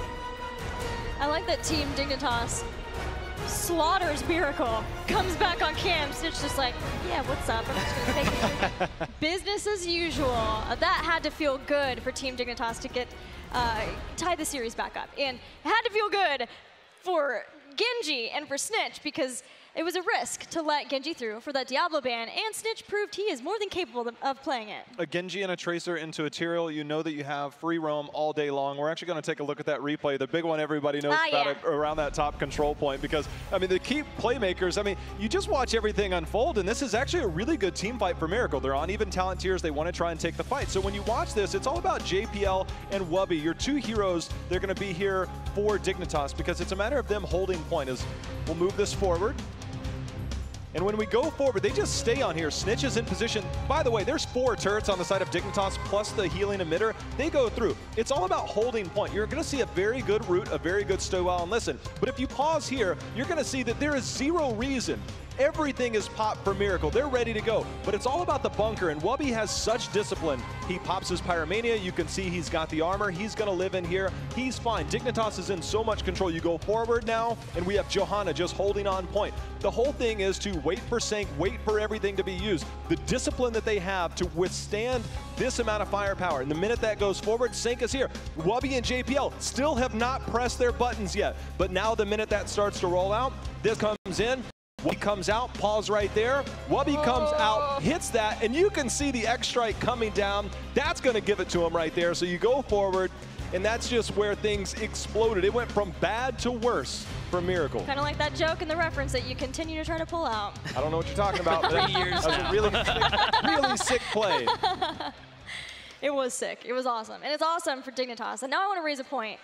When we watched the first series, Liquid versus Gen G, the crowd is going to be on Europe's side, right? They want to see the European teams, and now they've adopted them as NA teams. But Gen G, they're used to the idea of when we come to North America, the crowd may not be as thunderous on our side.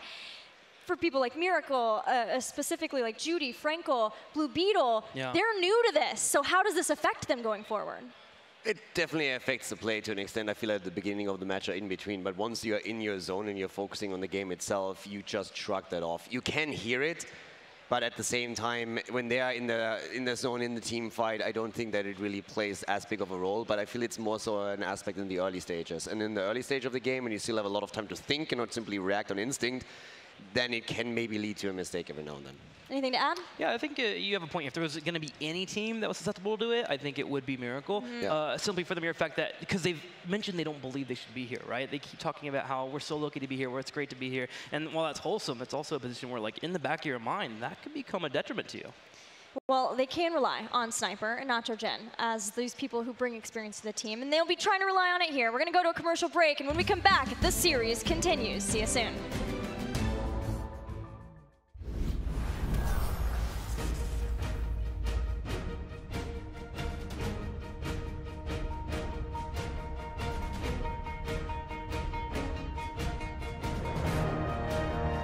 The 2018 HGC Finals are brought to you in part by Republic of Gamers, Corsair, T-Mobile, Samsung SSD, and NVIDIA.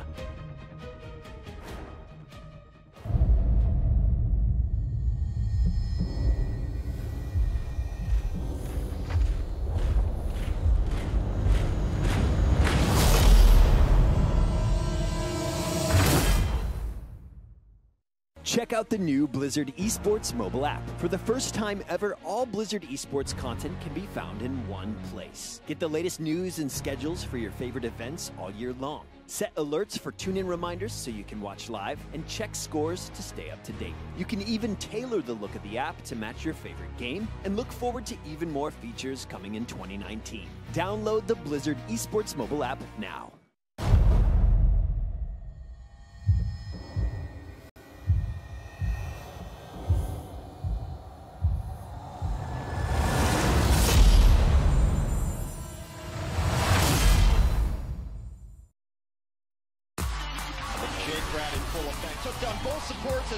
In the Overwatch League, you're hyping up the chat, taking your team to hashtag trending, and spreading memes at tracer level speed.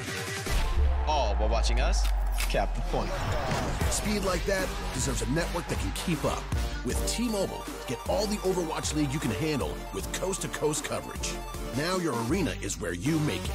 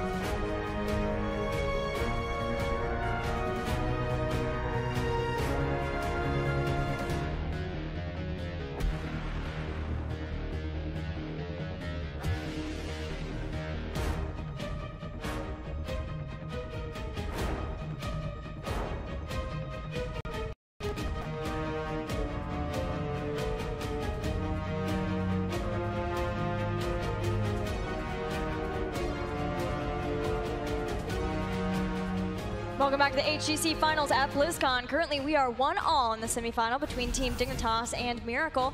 In Game 1, Miracle was able to stop Dignitas' aggression with the Kerrigan, but it was not to be had with the Genji and a Tracer. Yeah, definitely not. That setup destroyed them absolutely. And not getting a single kill on that map pretty much showed how strong Dignitas performed here. Any thoughts as to where we might be going next, Trick? Ooh, a couple of options. I think we all would love to see a Towers of Doom. Obviously, one of our favorite battlegrounds to watch, especially when Dignitas is on it. But we could be seeing anything like a European special. 2-man Spider Queen could be great too. Any thoughts as to what Miracle might be feeling here as far as a map or first pick? A lot of it does come down to, I think, we've seen what happens when the Warriors get prioritized. The Garrosh, the Diablo, we know that JPL and Judy, they've both excelled on those. The Anubrak, the Korean special pairing with the Ural. But if you don't get those options, I look at somebody like JPL, with all due respect to Judy, JPL has so many heroes that he's known for, the Murd, and we haven't seen that in so long. He's kind of disappeared at this tournament. Gilly, one that we like, that we always know that Dignitas can pull out. Artanis. It's also by pulling people. Yeah, Artanis, clearly Artanis. But the Stitches, I mean, they have so many things that they can do. That's what makes this team special. So depending on what map we go to, I think that front line, so they either need to prioritize the front line or really heavily commit to a Frankel-style play. Yes, when in doubt. Hook them out. I knew you had my back there, buddy. Beyond that, expectations now for Miracle and the mindset. We talked to them before this tournament, and I asked, whose job is it to make you feel better, to raise spirits when you start to lose, when times get tough? Because undoubtedly times are tough right now. And they said, it's kind of Nacho Gen, but then somebody ruins that for them. Do you remember who that was? Blue Beetle. Yeah, Beetle. Why? Because he tells bad jokes. He tells dad jokes. He tells the best jokes. He tells Trixler jokes is what they really said. That's how bad it was, exactly. That's why Blue Beetle's one of my favorite sports. Because you're both not funny. Blue Beetle's kind of funny. That hurt. It's okay. That was painful, dude. In front of this crowd, you're going to say that? Dang, dude. A line was divided in the desk this day. We know Genji is waiting in the wings, and now we've kind of seen how both of these teams are feeling today, on the final day of BlizzCon. Who do we feel is maybe going to be a better match for Genji in those grand finals? Oh, I mean, like, I definitely want to see them going up against Dignitas. 100%. I want the repeat from the mid-season Brawl grand final. I feel like most people, at least from the Western scene, want that rematch. But again, Miracle deserves to be in the semis. They already have shown that they can take down Dignitas. So I wouldn't call it too soon yet. Exceptional play on game map number 2, but that series is not over. Well, I have to break it to everybody now that Trixler was awful and checked and knew what map we were going to beforehand. Trixler! Oh, it's like, gotta sell him out. What do you want from me? It's right in front of my screen. How did you know? How did you know? The European favorite, I mean, you called it. What do you want me to say, Praxis? All right, we're going to 2 with the Spider Queen. This is a European specialty, and Team Dignitas is the team to take us there. I will say that when you do look at the map pools, knowing that Dragonshire was banned, a very good map for Dignitas and Full Sky on BOE, it does seem like a likely one. So Trick had some research done, even though he didn't. And there's more to it, too, because there's the aspect of you just got a win with Dignitas, and you was a demoralizing loss for Miracle. But when you look at our battlegrounds, Tomb of the Spider Queen in Europe is one of those battlegrounds that if you think that you are better than your opponent, you beat them down. You go for the double turn-in, and that can be a way to really just knock Miracle out mentally when it comes to the rest of the Best of 5 series. Take up the Tomb, shut them down with the double turn-in, and go from there. Well, one of the Warriors is let through now. The way that these bans have played out, Miracle, I think, is making a play around that.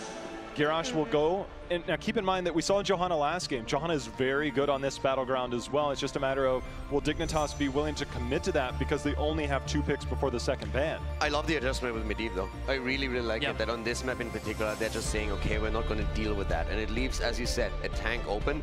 And that's the choice that they have to make right now. And they go for Diablo. Yeah, I was wondering about Diablo or Tyrande, and they decided to go with the Diablo, which I think we need to go with. I mean, I was talking about it yesterday, but there's 4 heroes in particular that are very important for Miracle. It's Diablo, Garrosh, Thrall, and Blaze. If you have 2 out of those 4 in any capacity, Miracle typically gets a victory. So Diablo is going to be their major pickup and the major reason why they might be able to get a win here. But Genji has still been let through the draft. Yeah, he doesn't offer a lot in terms of being able to wave clear and keep that going, but if you know that you have that, that is a secret weapon, and that's something that was just destroying Miracle in the last game. So something that Miracle had to keep in mind. I think that's why we saw that pause before going into the Diablo pick. Genji is also fantastic for giving you the map control here. You always have those quick rotations with this mobility towards the bot lane, so you can offset the balance in the one-on-one setup. So it's definitely a pick that can still come out. But the first thing that we're seeing is looking already for a Wombo setup here with the Jaina for the burst damage and with Deckard Cain. This is something that we've seen before with Miracle in their run. When they took down Ballistics, they used the Jaina, have the wave clear now that you're lacking with the Deckard Diablo, and now we could see that flex over. The one thing I always like about Rayners against Diablo in competitive play, that penetrating round is just waiting for that shadow charge at any given moment, because that can be interrupted.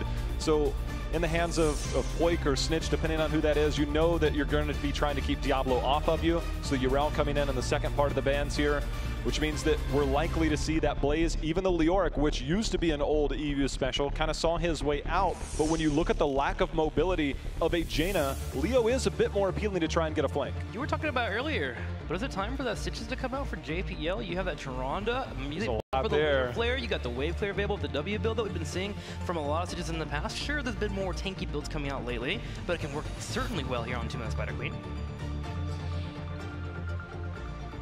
I'm waiting for it. It's gonna be a Tyrael and a Blaze coming out. Wow, how did you know? Dude, like that was insane prediction. I love it. But that's the European caster right there. Right there, yeah, got you. Okay. You're in my way, man. I'm sorry, my bad. You get the double protection. We've seen this. This was actually something that worked really well when you go back to the first Western Clash. It was something that we saw a lot of teams run. I think it was during the Zealots run. So you have the stun potential to come out from the Blaze.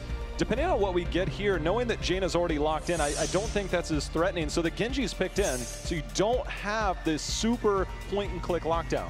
This is where Dignitas can choose. Do we want Snitch to be hyper-aggressive? Do we want this to be a more macro-focused play from them? This is the pick and the choice of how they want to play. They've left it up. It's a great way of drafting. And I wonder if we're going to get Snitch back on a melee assassin here. I think they need something with mobility, because right now, the Tyrande and the Rayner, if a Leoric comes in there, the Greymane, so they're going to rip a Cursed Bullet, but a Diablo coming in into an Entomb, and then you've got Genji, you've got Jaina, that is so much damage that can come out in an instant. So going with Greymane, though, was not the hero I think anybody really expected there. It's something that we've known Snitch to play for a very long time, but our current meta has not been favorable towards Greymane. Yeah, I was stretching towards that Thrall, or even maybe that Zeratul, which has been showing a lot in the last couple of weeks. Yeah. That's who I thought it was going to be. I was waiting, and when I said I'm waiting to see it, was Zeratul, and partially it's because Miracle has banned a lot of Zeratul, and they've had to ban other things versus Team Dignitas because there are other concerning picks for them.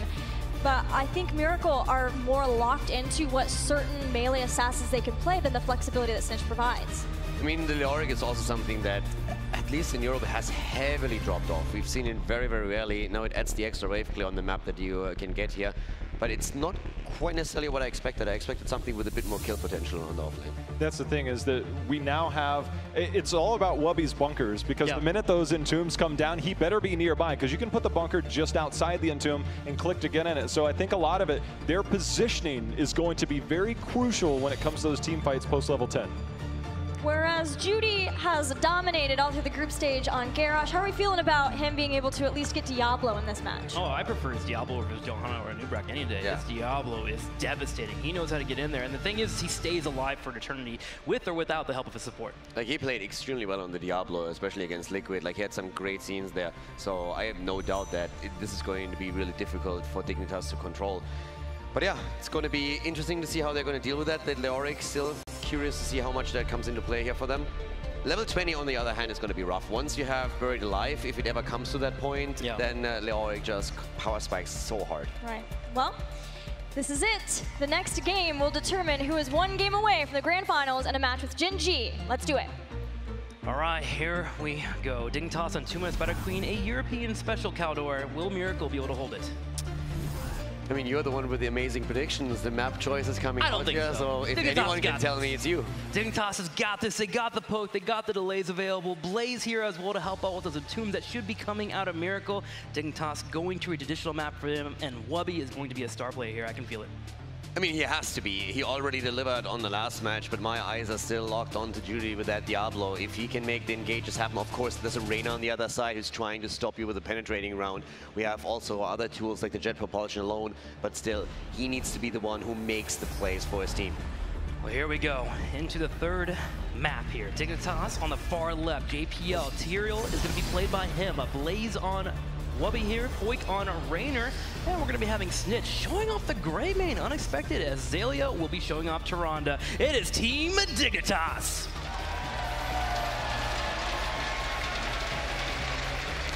It's game number 3, and to the right side of the map in the red, we have Genji, played by a Sniper. We see Frankel on Jaina for all that burst damage to confirm the target. Nacho Jin on Leoric for the offlane. Blue Beetle on the support. He's rocking the Deckard Cain. Judy on Diablo. Ladies and gentlemen, it is Miracle!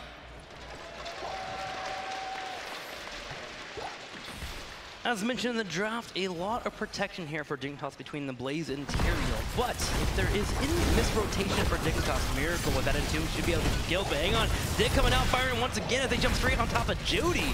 Judy backing up straight to the potions, not going to take some damage too, but Dignitas, man, they are loving these early game team fights. They definitely do, and that was already a big win for them. And oh, they continue the fight even more, trying to go for Sniper here. So far, it looks like he might be able to get away, but hold that thought. He goes down, Genji dead, and Dignitas with the first blood in game number 3. You do not typically get a pick on a Genji in the early game, but that Swift Strike being used, and Wubby able to idolize it, move in, and get the full engage. Allows for Dignitas to get that pick up. Now we're going to go straight into the wave clear here, which if you look at it, Miracle has great wave clear when you look at Frankel in particular on that Jaina, and this is actually a star hero for him. So watch for him around level 10 in particular to be destructive against Dignitas. Well, this is still a pretty big setback that they took so much damage in the early game, because a lot of the players outside of Genji had to just move back and tap at the fountain, so that's already not an option any longer for them, for the time being at least. But I'm still looking towards how much Diablo is going to impact this game. We're going to wait for him to get a couple of stacks together on his soul so that he is a lot more hit point heavy. And then we'll probably have a bit of a tougher time for Dignitas to really get the kills. It's really Greymane who then has to deliver later on. Early Bruiser camp here from Miracle, getting the offensive play, but Dignitas realizing that there was not a rotation on the map, is going to guess their opponents were on top of that camp, but Tyrande may have scattered out as well. So they grab their camp and should have the defensive capability for this, meeting up with the spell camp right at their turret. So he should be able to handle that and also deal with Miracle, who typically goes for a drop-off when you go for that first initial push of the Bruiser camp. In talents, you can now also see a few of the differences that we highlighted earlier. With now Austin's renewal on Leoric is taken on level 1 for Miracle. When Dignitas were running Leoric on Infernal Shrines, they went into the Consume Vitality. Now, a lot of that had to do with the cooldown reduction that you really want to activate throughout the entire Shrine phase, but it shows again that especially Korean teams are very dominant when it comes to that Austin's renewal to give them value. Camp in favor Dignitas here in the middle. Judy goes in for a flip, trying to get close to the turret. It's not quite there, but at least in range here for Nacho Jin to help out with that wave clear. That Neil Peasant to level 4, helping destroy that lane here in the middle. 19 gems have been dropped off by Dignitas, building towards that first turn-in that we typically see from them. They have a lot of interrupt potential here too through Tyrande alone. Just sending the Owls and the Luna Fair through can help you to make sure that your opponent doesn't turn in. Now granted, there's also a couple of tools for Miracle. We're talking about Deckard Cain, you have Genji available, and also to an extent Jaina, depending on how far you're willing to go and how much you're going to risk there. But right now, the objective mainly controlled by Dignitas. 25 turned in, and only 5 missing before they can complete a turn-in. Yeah, you were talking about Janina, that Frost Shard really helps out with that clear, that Pierce being available, make sure that she doesn't get in too much trouble in terms of trying to delay that turn-in. But Wubby also will be pretty instrumental in that bottom lane, helping out with the fire, of course, as he continues to throw out that oil. JPL juking and jiving here on the top side, while Frankel goes for the first turn-in from Miracle. We'll be able to get it. No, another delay once again. Yeah, there comes the Lunar Flare that we've been talking about. The Indra potential through Zalia. And he's, of course, getting those stacks in with it, too. Sitting at 2 for now. Rotations between the top turning point and the bottom are pretty frequent. He has both of the teams are trying to sneak something in. But it might very well come down to another big battle between the two. Yeah, you gotta wonder if Dignitas wants to have that battle. Do they want to wait till level 10 with that signification so you can empower that gray main, allow for him to go for that full-on dive, find a target? Jaina would be the main target for him. Dignitas continuing to build up towards that. 25 gems have been dropped off, but Judy looking for his own engage, goes straight in for Foik. That was actually a really good attempt, but the follow-up from Blue Beetle was a bit off there. That could have definitely been a kill if he lands that properly. I think there was a bit of a mistake in communication between Diablo and Deckard Cain. outside of that, this could have been the first kill for Miracle, and especially Poik needs to be careful here because he is the prime target for them. But it still shows that Judy willing to pull up that initiative, and that Diablo really allows for him to have that initiative and find those engages. He'll definitely have more opportunities to find those picks. Especially now that he has a couple of souls available. He's already sitting at 77, so that hit point pool is allowing him to make these plays without exposing himself too much.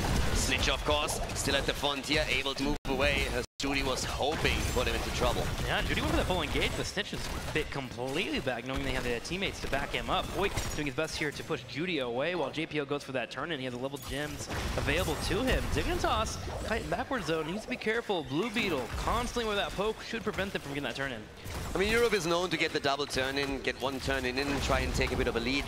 Just spiral that towards the level 10, and then with the heroic abilities as an advantage, you're looking for the second one. Again, the engage onto Poik though, as Miracle is looking for the fight. They excel at team fighting. They've done such an incredible job against Tempest, through that in particular. And of course, they're going to look to be the aggressive team in this match. One of the reasons why Diablo is so strong in this battleground, Judy already finishing that Soulstone quest, having all 100, so that full tank capacity, being able to make sure that he has that region available for him. And that really allows for him to keep up this aggressive play that he keeps pulling off. Now, in the bottom lane, we constantly have these two continuing to fight back and forth, and they have a hefty amount of gens on the Noctur Gen, sitting on 32. Level 7 for Leoric also, no hopelessness for him. Instead, we're having the drain momentum here. So the added movement speed that you get through that. And once again, that mobility can really help you on the map here, especially in those team fights to launch onto these targets. Here comes Judy once more onto Zelia. Gets a bit of damage in, but the turnaround attempt as we're seeing Greymane engage. Judy just does not care. He will dive time and time again. He knows he has Decker to back him up. He was looking for an engage near a turret of Dignitas. Say there was somebody that was able to drop some CC there. He may have taken some shots and maybe fallen victim, but he doesn't mind. Snitch, however, in trouble. Kiting away, a sniper punishes. Yeah, he really brought the pain there. Genji did so well. Sniper following that up and already thinking about going even a bit deeper, but that would have baited in too much. 9 on both sides, both waking for the heroic abilities here. Judy. And again, the attack towards Poik. Poik was putting some damage on Sniper. He did get him to back up. Judy comes in and gets a snap, but the turn-in actually happening here for Miracle. Leoric zoning out Wooby at the bot lane, and then we saw the turn being completed here. So Miracle is going to try and build up a bit of momentum. It's actually a bit of a dangerous situation for Dignitas. They themselves are close to 10. But if Miracle gets that quickly enough, they could even try and dive behind it. Looks very likely that both are going to get their heroics at the same time, but there's a small chance for Miracle to make maybe a play. Yeah, you certainly have to watch out for that Entombment be coming out. If they try to catch him even over the wall, that could pick up. And then, of course, Judy has shown a hefty amount of aggression. He's willing to dive. He's Dignitas is going to play it safe here, sit behind the turrets, and make sure to clear this up. They'll hit 10 just in time to have this defense. And now, of course, the question, how much is Miracle going to get out of this? Some pressure at the bot lane, but most of their aggression is focused onto the middle of the map, where we're seeing the turrets being destroyed, the fountain about to go down. Can they take the fort, though? That's the question. That curse bullet online for Greymane, hoping to blow up Diablo, who's been pretty aggressive. You can make sure you can follow up straight to that curse bullet, see if you can get that kill. Dignitas defends the middle lane, but the bottom is in trouble. Bunker comes out from there's a blizzard, and he's picked. He goes down, and that's a lot of gems that they just lost, and they're not stopping there. Miracle goes in, the sanctification's already on the ground as they're trying to save them somehow. The turnaround attempt, but Nacho Jin survives on Leoric. Judy goes in again. They try to go for the kill, and they get it. Tyrael falls. Sniper on that back line, looking at Poik. Leoric also getting picked there at the same time, but a 2-for-1 trade in favor of Miracle. And the big news, too, is they take out the fort in the bottom left. They take out the fort. They are ahead in experience now, and let's not forget that with them taking down Wooby, they also make sure that Dignitas loses a fair amount of gems here. They're trying to make that even more as Snitch is the target, but with Miracle currently just, they get the second turn. They confirm it. They go straight for turn in number 2, and now Dignitas has to be careful. If they lose another few heroes, if they lose even more gems, this could be a disaster. Exactly. This is a position that we see many teams in, and usually a majority of them falter. They fall victim, something that keeps them under pressure. They lose a couple of gems. The pick goes haywire. Dignitas has to remain composed and defend. The pressure's already there. The pressure is already there at the top lane, taking the turrets down, pushing the wave out, making sure that the Web Weaver becomes very dangerous to the top fort, and then the rotation into the middle of the map. Bot lane also, Leoric escorting the Web Weavers towards the key wall. Miracle wants the 13, and they're likely to get it here. Dignitas thinking about maybe go for an engage. They bring Webby up here to the middle lane, has that bunker available. There is no sync for about 20 seconds, but they really would like to clear up this Web Weaver. It's at about half health. Spell Arc Camp is going to help out with the defense. Genji in the top is just shelling away on that fort. And he's getting some damage in against Snitch too, so this is actually a pretty big battle, which forces a rotation from Dignitas. They're making the moves right now with Tyrande and Reyna moving in. Sniper had to retreat, but here comes a question of Apocalypse. Judy saw an opportunity, but that opportunity was false. He went in for an APOC, was hoping to get off the full combo, but Dignitas backs away easily, especially with the fort already having to deal with the minion wave pushing in. Now 13 on the other hand, here's the Entomb. They go for Snitch. They stun it to the wall, and down goes Greymane. Miracle with another kill. Beautiful aggressive play there from Miracle, and they're wanting a little bit more too. Judy stepping up, but having no cooldowns available, he will be unable to find a pick, but they get the fort. And the first layer defense is completely gone for Dignitas. That was incredibly well done by Miracle. Getting that kill a bit later than they expect, but they still got it now 2 levels ahead, and they turn their attention towards the boss immediately, trying to barrel through that top lane and maybe even already threaten keep. Dignitas, they scout it out, but they can't do anything about it. No, they can't. They'll have to wait it down here, get level 13, play it safe, and defend. The good news is the gem turn-in being available. It took over 2 Miracle here. Only 43 out of 60 gems, so you're not going to have to deal with a boss and a turn-in at the same time, but still, a boss pushing towards you is a threat. Dignitas is going to be working for that 13 and try to hold on. And Dignitas continues to lose gems. They have enough to secure a turn-in, but they currently hold 33. So there's still a little bit for them to lose. The boss is strong at that top lane. Leoric making his way through the middle now, pushing this in as well. And the experience just keeps on tickling towards Miracle. Dignitas might try to go for this fight. Lunar Flare goes out. Ooh, Genji immediately out of there. Leoric pushing in the middle lane too, so Dignitas will be there. But they're so reactive right now. They don't have a chance to even step up and get that turn-in. And now we have Miracle turning in whatever they have. So they make sure that even if they lose a hero or two, that there's no upset for them when it comes to the objective itself. They actually got enough now for the full turn-in. Will they get it here? I mean, during all of this, we saw Leoric just pushing out the bot lane, and he got so much experience in the middle before he made that rotation even. So he still holds the rest of the gems, and he can't just get the turn-in yet. But here comes Dignitas. They get the Web Weavers. The big question here is just, when is Miracle going to hit 16? Because that would be great for them to defend. Exactly. Dignitas is hoping to make a splash here. Oh! Kind of 4 or even find a couple of kills. They actually get the bottom camp. Yeah, Ruby was there just in time to keep it active. So they get the giant camp. They'll have the 3 Web Weavers pushing in. What can they do with this? They ideally would love to take down a couple of forts. Sure, you might only get 1 here, but Miracle, they have some pretty solid wave clear. Look at Jaina, look at Leoric. They should be able to handle this. The problem is, how does Dignitas force a fight? Yeah. They can do it around the jet propulsion and also around the Tyrande stun, but outside of that, there's very little that they can pull off here. They try and go for nitrogen. He turns around, gets the double Entomb. APOC not used. There's not enough around. They didn't collapse. They only had 3 heroes in the middle and made the choice to walk away. Nitrogen's low on health, but he should be able to escape, but that 4 is the one that's in trouble. Frank comes over and drops down the water elemental. He's trying to force the engage. Blue Beetle steps up, stay a while and listen. He'll hit 6, but the bunker comes out. Dignitas turns around, jet propulsion. There goes 1. Sanctification, and there's a 2nd. Double kill against Jaina and Deckard Cain, and they go for the triple as Leoric falls. Miracle loses the fort in the mid lane, and they lose 3 heroes. Dignitas back to business. Exactly what Dignitas needed, and now they can play for that level 16 and tie up the experience. They push out the middle and start to shred through. And the good thing about a Greymane, even though we don't see him very often, he destroys structures. Pure execution on the side of Miracle, and now they might be the first one to lose a keep here. They don't have anyone to defend. Dignitas, they have 16, and after taking a beating in the early stages of the game, they are now taking the lead in game number 3. At any moment, Dignitas can just flip that switch. Beautiful play by them. The full engage from Miracle coming forward, but the turnaround in the bunker and the decision to destroy a target was instantaneous. Miracle has to communicate better. The Entomb was there. They didn't follow it up with an Apocalypse. They just decided, guys, we only have 3 here. We can't go for it.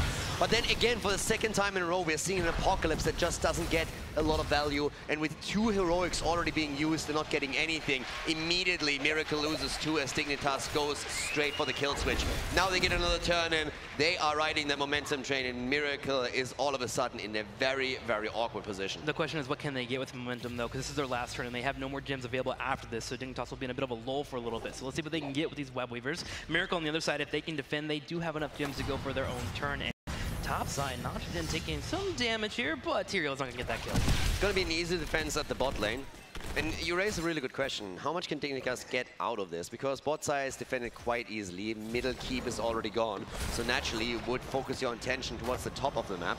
But it's a little bit doubtful if Dignitas gets a lot out of this. Dignitas pushing out this middle lane to make Miracle defend that. They want to go for this keep here. That's their major play. That would be their greatest achievement if they can pull that off with this turn in here. There they go, finally rotating over. This keep wall will easily go down. The keep is the question, and Miracle already setting up the defense. You have Noctogen ready with that Needle Peasant to clear it up. And this is really the one play that they can try and make here, but if Miracle gets a good combo off with that N2, with that Apocalypse, and the follow-up, then this could also turn very quickly into a graveyard for Dignitas, bunker or no bunker. Cooldowns haven't really been used yet, but the defense is ready for Miracle as Dignitas tries to go for keep number 2. The Web Weaver's already low. I'm keeping an eye on Greymane. This will be the one to pull the trigger here to go in. There goes that Wubby. Jet propulsion into a Lunar Flare. Sniper turns around, puts some damage up, but the keep only tickled. Yeah, keep loses a few hit points, but that's just simply not enough. The fight's still raging on. The Entomb is there, and it hits a Snitch, but the Sanctification is being used by JPL to keep him in play. That Shadow Stalk was so brilliant there, making it to where you couldn't click on him. And of course, Noctogen gets turned around on it, cleaned up, as Dignitas completely destroys him. Judy seems to be next. There it is. Dignitas just knows how to turn around a team fight. Miracle making some questionable decisions here, and they're losing a third. Down goes Jaina, and that's a chance for Dignitas to get even more. Snitch doesn't even die. How is Greymane still alive? Snitch gets out with a sliver of his health and will get healed up by Tyrande. 2 have fallen, and Dignitas makes the play for the boss. They push on over, and with the Greymane, they clear this up. They're in a fantastic spot right now, and you have to really question the decisions that Miracle has been making. That defense at the top, trying to chase that down, and especially Laura going this deep, getting immediately blown up after coming out of the Wraith Walk, and now we're having a boss barreling through that top lane. Dignitas, they can look to finish here. If they get another kill with the keep already on half health, that's definitely an opportunity to take the lead in this series. Exactly. Round 2, Dignitas versus this keep, and it looks like this keep might not be able to take this round here. Web Weavers will be coming out, but that should be an immediate cleanup. Dignitas is going straight past the Web Weaver, and there it goes. Catapult pressure in the top lane will be coming pretty soon here as this Banshee attempts to clean it up. There we go. Boss is going straight for the score. And that's a healthy boss, and keep in mind, Judy lost his head, so and he's down again! He falls, the counter kill though gets Greymane, and that's a huge amount of the damage that is available on Dignitas' side, but that boss is still on the core. That's still your core rush there. Boy's trying to step up and get some damage, but that water elemental is slowing him down. Wubby goes in for another jet propulsion, and the core is starting to be tickled down as Dignitas is looking for the win here. The bunker comes out, there's a Sanctification too, 50% on the core. Miracle trying to defend, but the boss is just wailing away. They're layering it, and Miracle is about to fall in. The kills are coming in, but it is too late. Wow. Dignitas takes the win onto the Spider Queen and the lead in the series. That game was in Miracle's hand. Yeah. They overstepped a couple of times, and Dignitas just has the awareness to turn around and fight at any point. Constantly, Noctogen on that Leoric was looking for that big N2, looking for that big engage, that big swing. And Dignitas said, no, if you're gonna get that close to me, we're gonna dispatch you, and deleted him both times. From Dignitas' perspective, it was really great play to wait for these moments when you could start the turnaround and then go straight for the kills, take them and really snowball it with objectives taken, with the boss control too. But if you look at Miracle, they have to be extremely unhappy with this because they had that game. Yeah, I think you have to keep that in mind, is this game looked dire early on for Team Dignitas, but there was a time in European Tomb of the Spider Queen where Dignitas often fell behind to teams like Fnatic J-How. For a very long game, yes, too, mind you, at that. Europe on Tomb of the Spider Queen, it was not foreign to have 30-minute games. Look, I just want to say there towards the end that the extension by Leoric, Snitch's micro was insane. Yeah. Like, we talk about it a lot where timing is very crucial in games. How fast you get rotations, how quickly, the timeliness of what they did. The positioning that he had on that Leo to get into position was just to get into Worgen form so he could go in and dive out if needed, but he ripped the Curse Bullet, they got the blow up. He kept his inner beast up this entire time, ended up microing away, getting the shots on the sidewall, moved over into got the heals, and he kept that inner beast up to allow the boss to be ripped down. That way it didn't reset. He kept that up long enough that by the time they made it to the keep, he was able to get back onto that inner beast. That right there is a display of mechanics at the highest possible level. That was insane play. Snitch isn't messing around. Team Dignitas are not messing around. They won a grand finals, and nothing showed that more than how fast they counter-engaged. I mean, that Untune that came out straight on top of Snitch should have been a kill from if Gino shows up, gets Blizzard off, the Water Elemental connects, but we had the Shadow Stock one to make sure that he goes into stealth mode, so you can't even put the Water Elemental on top of him to get that proc, and then the Sanctification just for good measure. Like, this much was there just to keep Snitch alive. Dignitas, as you mentioned, is not messing around. I was just a bit disappointed by Miracle because I felt there were so many instances where they were looking to execute a combo and it just didn't work out. And it was even close. Especially Judy really struggled a lot more on Diablo than I expected. He was not really landing those apocalypses the way he wanted to. He had a couple of engages where he was trying to go for a setup, didn't work out at all. And then he got blown up twice at the last defense without even having a sliver of hope of survival there. So he really struggled in that game. Early on, though, was pretty good for Miracle. It's just like they stepped on a coiled snake. Yeah. Or an angry owl or whatever Team Dignitas are, and that was their undoing. I'm like, where are you walking? Angry owls on the ground that you step on? Okay, I've stepped into something, that's for sure. We're going to hear from our sponsors when we come back. We'll see if Dignitas takes it home. The 2018 HGC Finals are brought to you in part by Republic of Gamers, Corsair, T-Mobile, Samsung SSD, and NVIDIA. Well, Team Dignitas are but one game away from a rematch with Gen G, a rematch of a rematch with Gen G in the grand finals. And we haven't even brought it up yet, but I think it's a really important point to do this. This is the last match for JPL. Yeah, tournament for JPL. It definitely is, and that's even more pressure on him. So right now, you know he's going to play his heart out if at any point they fall behind to make sure that they're not losing the series. But after the initial loss on the first map, they now have 2 in a row. Again, we have basically a repetition of the first semifinal here today, at least up to this point. So things are looking good for them. Which means Miracle would take the win on the next map, no? That would mean that if we're going to be having that happening whatsoever, and then go to that game 5, that could be exciting. Got to go Infernal Shrines, though, right? If we're going to repeat. I mean, I'm okay with the 5 mapper. Yeah, I'm down with it. I'm totally fine with it. I guess just talking a little bit more about that JPL point. JPL is going to be leaving a legacy on Heroes of the Storm no matter what happens here today.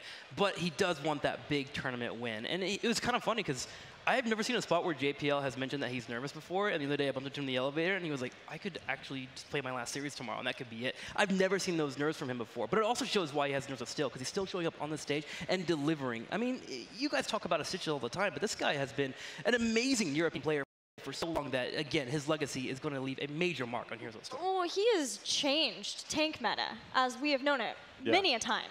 Everything that he's done, I mean, anytime he grabs something, I mean, how many times have they pulled out the Stitches in the middle of the tournament and somebody tries to emulate it? Everybody always tries to do what he does, and they never do it quite as good. Maybe Breeze in Europe, he's pretty good, but everybody tends to latch on to things that he's done throughout his entire career. And what a heartache it would be to not be able to make it at least to grand finals for them, but we know that they want so much more. They've been trying to get this win, and I feel like they've never been closer. The one funny thing with JPL was always when you ask them in front of the series how they're going to do is always like, no, we're going to lose. Even if they're on a 20-0 win streak in scrims, they're also, no, we're going to lose. And the second he tells you, oh, we're going to win this, you're like, okay, they are in trouble. That was the one meme with Dignitas that they always had going around. Ah, so just reverse psychology yourself. I got it. That's surely a thing. Takes the pressure off. Yeah. No, he's always been like that. Even when we had them secured for BlizzCon in the first seed, and there was a match happening for the online play, I was like, hey, any fun things going to come out? You going to show us some different plays? And he goes, no, I'm here to win, period. Like, him and Snitch are probably the rocks on this team that speak towards that. They are here for the victories, and they play to win every single time. So when he does pull up those weird Stitches plays or whatever takes that you don't normally see in the meta and is meta-defining, it's because they actually believe in changing the meta that we see it as. And this team together has dominated the Western region. It's just that one last hurdle to be a world champion that has been Gen G. And it's made it to where it's not even necessarily a disappointment that they lost at the mid-season brawl to Gen G, because that match was so close. It could have gone either way, and it was just such an honor for them to even be a part of that and make history like that. Yeah, but for him and Snitch, I mean, this was the second time in a row that they ended up in the best of 7 and lost it on the final map. So they are sitting there, you know, they want that big victory right now. It happened against Fnatic, it happened against Gen G. Especially for Snitch, I always felt bad. You always saw him sitting there and it's like, again, in the final moment, we're just not able to make that little step between victory and defeat. And that's why here with JPL now, they want to make sure that this is the time when they take the title. But all the expectations are on Team Dignitas. There's nothing expected of Miracle past this point. It's icing on the cake almost. Does that maybe give Miracle the freedom to bring in some of those comfort picks that we've seen from them in the past? Yeah, they mentioned nerves in the interview, but there's a certain point to where you're up here long enough, you get used to it. And for Nacho Gen, he is a world champion, so they still have somebody on that team, the same as Wubby, and that offlaner. The offlaners both have a championship to their name. It's been a while for Nacho Gen, but this is still two of the best that we've had over the years. So you still have that element to you, but you have the up-and-comers that when you don't have that weight on you, we've seen similar runs like we saw in Europe with Zealots and leftovers on that team. There's a certain point of you get the nerves out of your system, and then you just have fun and you play and you just enjoy it. I mean, one of the things that we've seen here on the stage in the past was when Fnatic was going against MVP Black, and they came in and said, we're not going to take a map. We have no chance against these guys. They are unbeatable. So there was zero pressure on them. Then they start playing, and all of a sudden they win game after game, and they're like, boys, we can actually do this.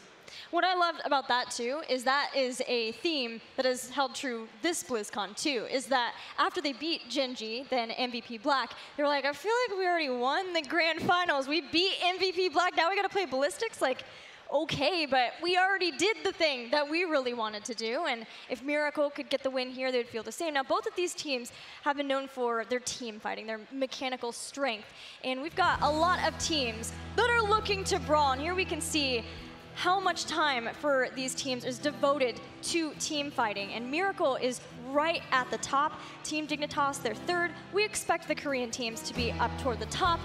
Trick, do you feel like maybe if we can get a place where there is more team fighting, that this would be maybe a way for Miracle to bring it back? I mean, that's why you look at the map bans if BOE is not here. Dignitas doesn't want to give that option. Right. You look at Europe, and typically we are a region that is a little bit more slow and methodical when it comes to our battlegrounds. Sure, we know how to find isolation and get picks, but we are looking at the macro game overall in terms of our offensive capabilities. That's what we're moving into. So it's no shocker that the top two teams when it comes to actual game fighting is going to be the Korean teams. In fact, if China would have lasted a little bit longer, I could imagine them starting to even eclipse EU as well. So yes, Miracle is a team fight team.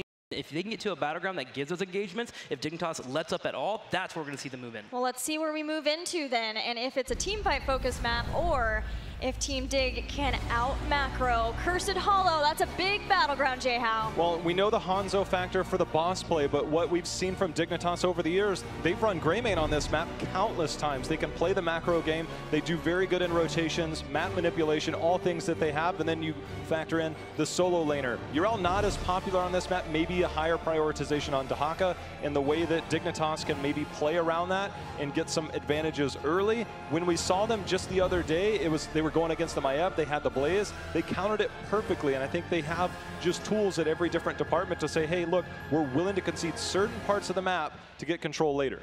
You just have a lot more options on this map in the way that you play it, especially on the decision-making side, when it's not only about the tributes, but you have a double boss, so that always allows a huge amount of plays here.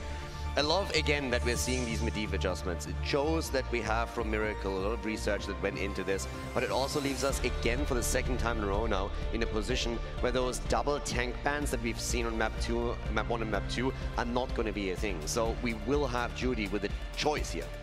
Hanzo also becomes a primary target too. You were mentioning the double boss being available. Sergeant Hammer huge on this battleground.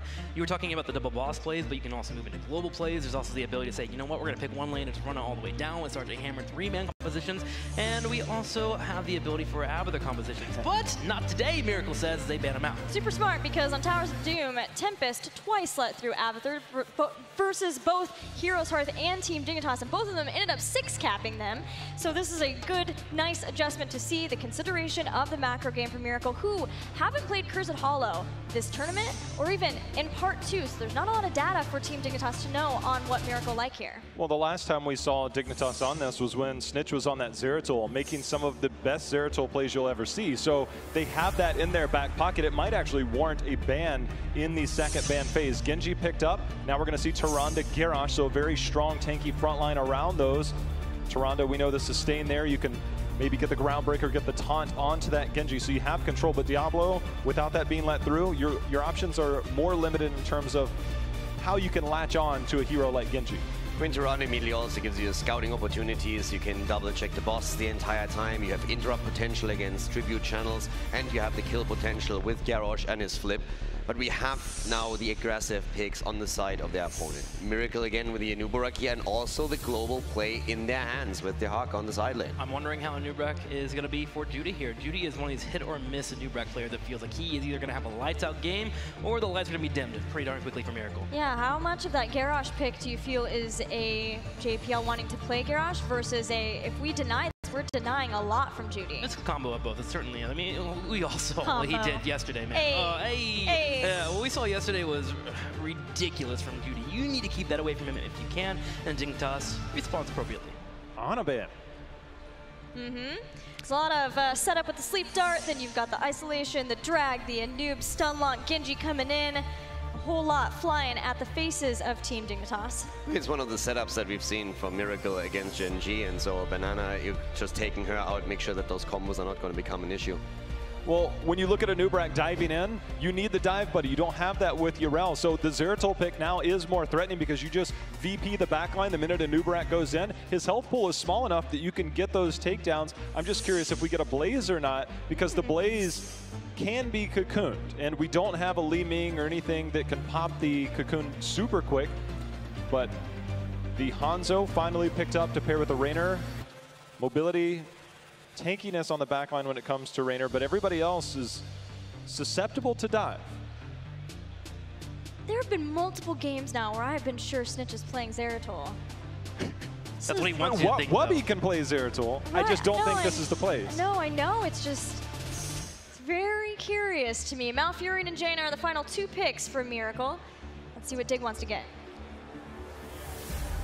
When you get Jaina banned twice in a row now, I could have actually totally seen them go for a double reset setup here and trying to get Li Ming on their end as well, which they didn't really end up doing, but they have the lockdown with the roots that they can use. Blaze doesn't come too much as a shock considering what we still have on the board here. Could have thought about a Urel maybe, but Blaze for BBB is going to be great in the setup now. You just can't ignore the extra protection. Yeah. It's needed. Make sure Hanzo is nice and safe. Get them all cozy. Put them in a good spot. Put them in your bunker. And let them fire some flames there. So yeah, Dignitas pulling out the Blaze there for the 5th pick. Well, Miracle is relying on Dahaka to give them that macro pressure, while at the same time, they have a lot of stun lock and a lot of kill potential. Seems like a combo that is well-rounded for what Miracle likes, but is it enough to take down Team Dignitas? Judy did not look good on Diablo in the last game. Now he plays on a hero that can get blown up a lot quicker even than Diablo, so I feel it hinges really on him. If he somehow can make that Anubarak work without having an extra layer of protection, they have a chance here, but right now I'm looking at this, and with the last game still in my mind, I think Dignitas has a fantastic chance of closing out the series.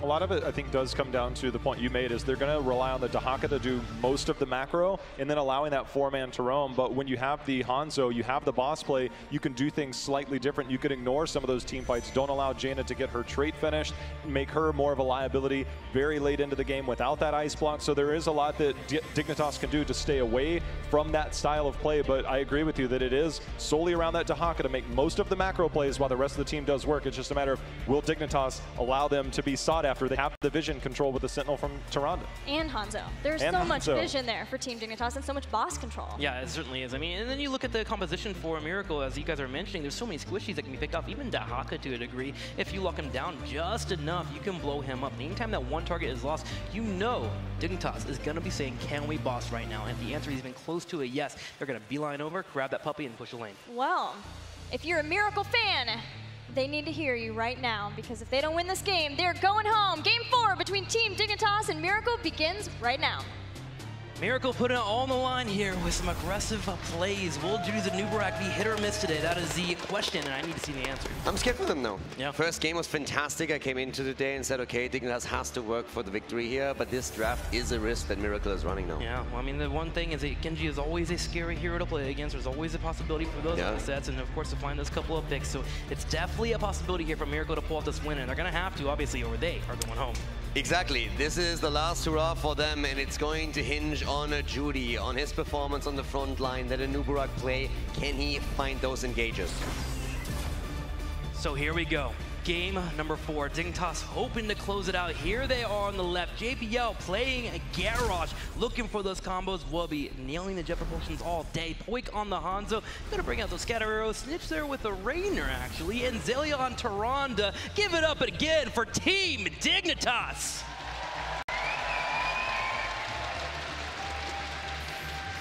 And maybe for the last time at this tournament, to the right side of the map here on Curstola, we have Sniper on Genji. We're seeing Frankel with the burst damage on Jaina, trying to deliver those blizzards. Nitrogen on the off lane with the Haka. Blue Beetle on Malfurion, and Judy on Anubarak. Ladies and gentlemen, Miracle!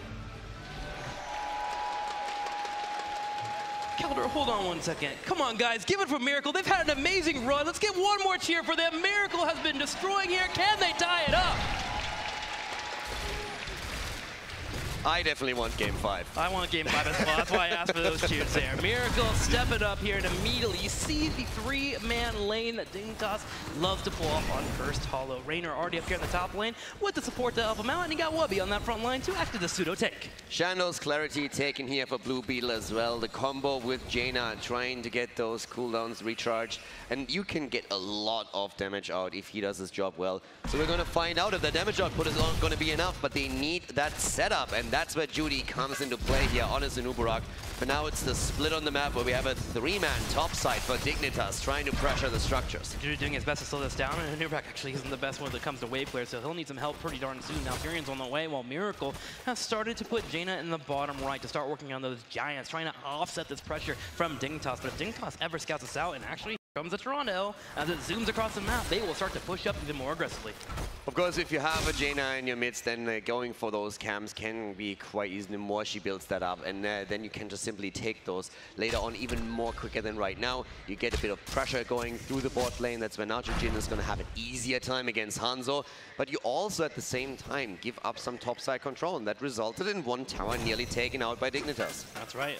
Getting pretty darn low, and we also have the Giants coming in here soon. We will be having the tribute spawn pretty close for our teams. I'm looking at the bottom though, because Poik's in trouble. Oh my gosh, he jumps out.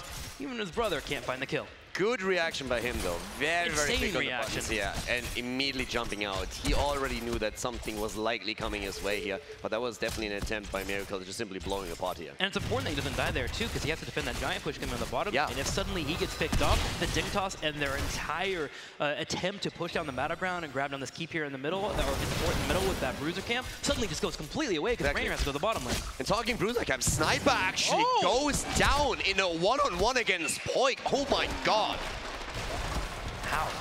Judy comes in for the burrow charge. Poik finds those scatter arrows, gets in the arrows as well, and Judy will be down there in the bottom lane for a little bit, but look at that bruiser camp that's starting to push in the middle. This gives Dignitas a wide opening to play for the tribute. That is brutal. Poik sitting there, not only defending against the Siege Giants, but also just simply going up to Genji and saying, hey dude, get wrecked, taking him down in a one-on-one situation after he just had to tap the fountain. That was huge. Snitch pushing out Judy, keeping him away here. Tribute will be here in about a second here. Gonna have Genji showing up too. Jaina's working on that middle lane. Let's see if Dignitas is able to grab this Tribute. Even if Miracle doesn't grab this Tribute, delaying it is huge, and they need to pull that off there. The longer that you can delay this Tribute, the better you hold off that curse, that level 10 power spike that typically comes in from teams. Yeah, Judy is still sitting there. Blue Beetle around, so they are trying to go for that follow-up with the roots on the ground, but the damage needs to be there as well, and Jaina made the rotation towards the middle to take down that bruiser camp. Those two were colliding, and that puts a bit of pressure onto Dick, but we already see Snitch pushing it out. I really like this answer back from Miracle. Get that middle lane war happening. Snitch has to come over and clear that out, and him not being there means Miracle can run down the bottom lane. JPL all ready for duty though, goes in for a quick combo. Sniper starts to get the channel here. JPL is going to step up, doesn't need to. Al comes in. Al comes through and goes for the interrupt. JPL, there's the roots on the ground. No follow-up just yet. Damage came out from Jaina, burning the cooldown here on the Blizzard. Raynor rotating down two, coming from behind. Frankel should be able to intercept him, but Blaze is in the middle lane in case Raynor needs help. And Celia just sending the owls. Wow, constant hits here. Delay, delay, delay. That's the name of the game here. And they're doing it well. They have the earlier level 7, so Miracle actually backs off for a moment. And they might have to give this one up.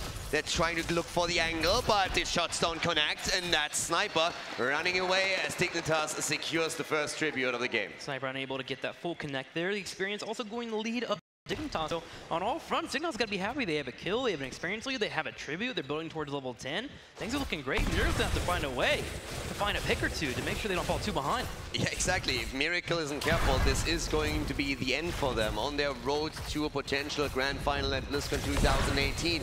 Dignitas, they have the lead in the best of 5. They have those 2 victories already, and Miracle, if they really want the 5th game, they have to find an opening there somewhere.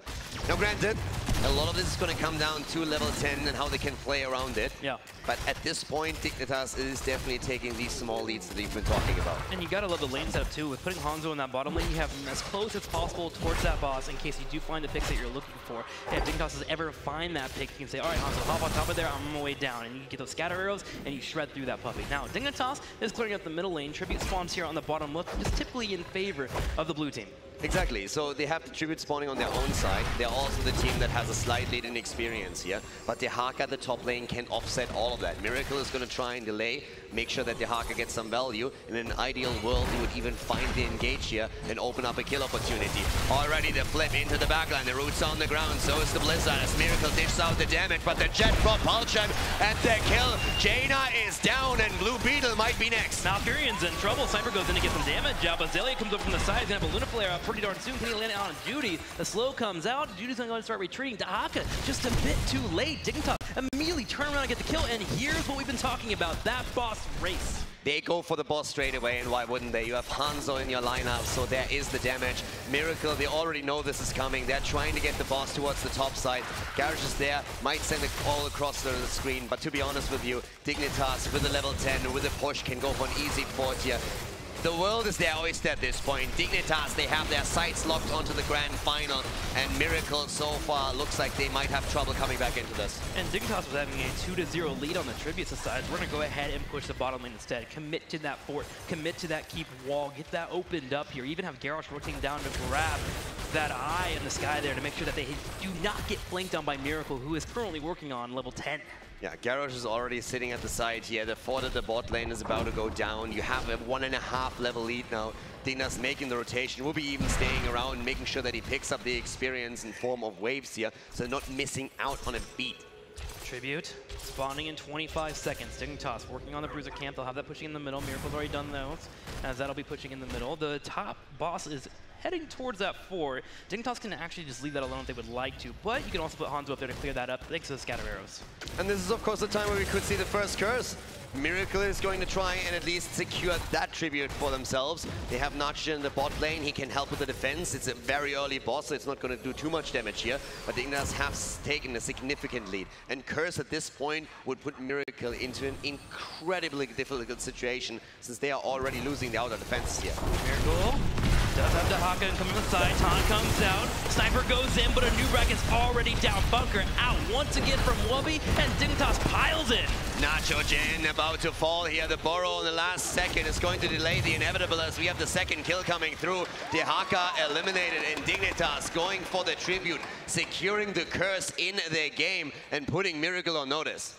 One thing you do with this curse is you're just going to soak up this entire map, get that experience lead, and keep pushing the envelope. Snitch already clearing the top lane. There we go. Deciding whether or not he wants to join out his team. The rest of Dignitas currently in the middle lane, already clearing out that wave and looking to open this keep wall. Dignitas is spreading immediately on the map. They're taking all the lane experience and making sure that the fort here is going to fall. The 1.5 level lead now resulting in a talent advantage as well. And only 8.5 minutes in, Dignitas is dominant in game 4. Any team, you ask them in the world, they would love to have catapults pushing in around 9 minutes of the map, and Dignitas may be able to achieve that. That big camp here in the middle, I'm actually a little bit worried. If there's a pick that comes in, Dignitas can go straight for the core. Dignitas is going in deep for this one. They want to be in the finals. They want to go up against Genji, and they are making the plays right now to make that dream a reality. Pushing through the middle, going for the keep here. Before 10 minutes are even on the board, and Miracle is having trouble. Here comes the flip, the stun, the kill! Dahaka is down, and Miracle is on the ropes. Absolute devastation by Team Dignitas. Dignitas also steps up and looks for this keep. Judy in the bottom is working on clearing out this wave that's already done damage to this keep wall, but Dignitas, after that pick, can make a play for double keeps here. Wubby going forward, trying to get a jet propulsion on Malfurion, does not connect, but that's okay. Grab more catapults for the map. Dignitas looking insane. They are trying to get the kill. X-Strike being used to save Sniper, but that is a double keep play. 3 levels ahead, 6 kills against 0. 9.5 minutes into the game. Dignitas making this look like quick match. Dignitas in 4th gear right now, but need to pull it back a little bit and go into cruise control. You have a 3-level lead, you're moving towards level 16. Miracle is completely on the back foot and have no major tools except for Dahaka on that global. And with you having a Tyrande and an Owl, you should be able to exactly know where he is at all points. Dignitas just needs to make the right plays and then close the series out. Dignitas is about to grab a 2-talent advantage, at least for a few seconds. We are seeing the count now taken towards the top. Bosses are going to come up soon, and then you can make a play for that. 16 is going to be incredible for them. It's insane how much Dignitas is currently dominating this fourth game. Again, the attack against Judy, and he barely gets out. You mentioned those bosses coming up. 1 minute for the bosses to spawn on the bottom left and the top right side. 60 seconds. Dignitas will have 16. They have Giants prepped to have that pushing in the top lane. The whole entire world is their oyster.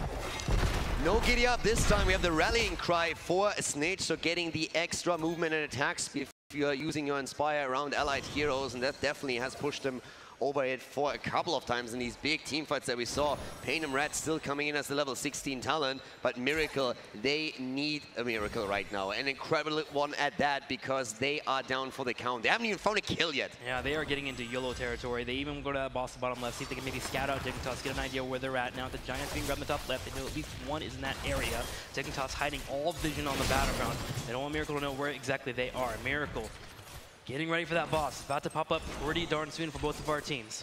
Everybody was talking about Dignitas against Gen G, and Miracle in game number 1 nearly destroyed those teams, but now look at it, Nubarak getting destroyed here. The arrow not even needed. Hanzo sends it out, but by the time it's about to hit, the bug is already dead. They go for the boss, and Miracle is just standing around. Dignitas said, yeah, come at us, have fun. Here comes the Haka, and he's already about to go out. The Haka comes out of a bush, but he's the one that gets ganked. Wubby goes in with the Depth Potion, locks him down. Blue Beetle has to use the Tranquility to stay alive, and he's kiting away. At the same time, the Banshee putting Sniper in a bad position. But Frankel finds himself on the wrong side of a wall. He's cleaned up, and at the same time, on the back, more are falling. They're going for Blue Beetle. They're going for Najojin. They're trying to take down Nelfurion, and he finally falls 4 down as Dignitas is obliterating the entire lineup, turns the attention towards the boss. 11 kills against 0, 3 levels ahead, 17 against 14. Dignitas is on their way to the grand final. Exactly. Does Dignitas believe they can finish the kill here? They're gonna go ahead and tap, make sure they're all set up and good to go. Snitch already moving over to this tower,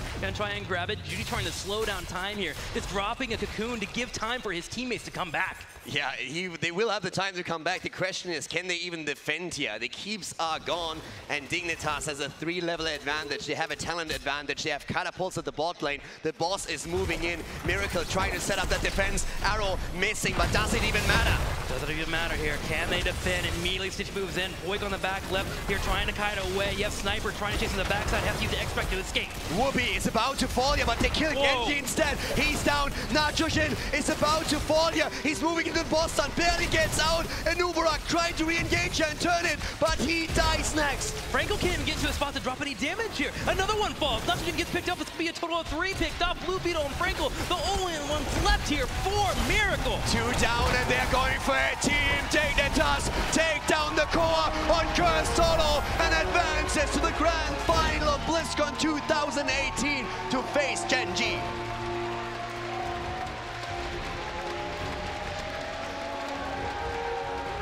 Dignitas last year set the goals to make it to the BlizzCon finals. That's why they put this roster together, and they've finally achieved that one goal. But they still have one more left, and that's to win a BlizzCon title. They have put themselves in the position to finally deliver on that one attempt that they built this entire roster for.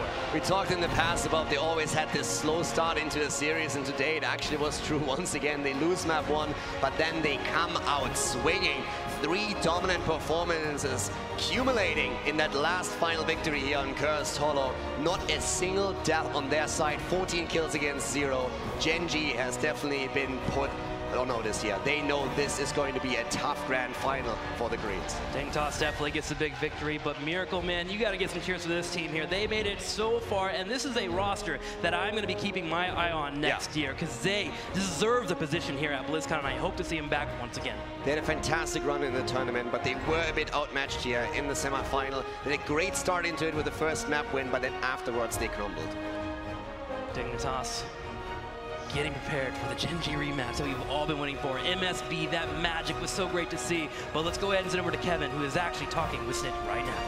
That's right, Tim. I'm here with Snitch. Snitch, you did it. You visualized it. You wanted it all year long. You knew you'd get here. Congratulations. Amazing. Yeah, that's right. One more round. But take me back to the team mindset on game 1. Obviously, coming into the match on that loss, I'm just curious what you guys were thinking. Did it rattle the confidence a bit going into game 2? Or how did you guys bring it back so strongly going into that second game?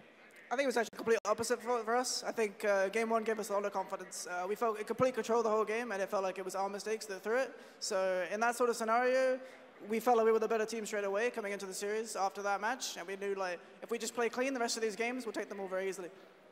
Awesome. Snitch, your team always shows incredible moments of team synergy. Some very strong examples being the bunker plays on Tomb. There was some moment there when you guys bunkered and counter hit so fast, it was unbelievable. I want to know, are those things you guys are shot calling and planning, or are they happening naturally as a team, like instinctively? Like, how does that work?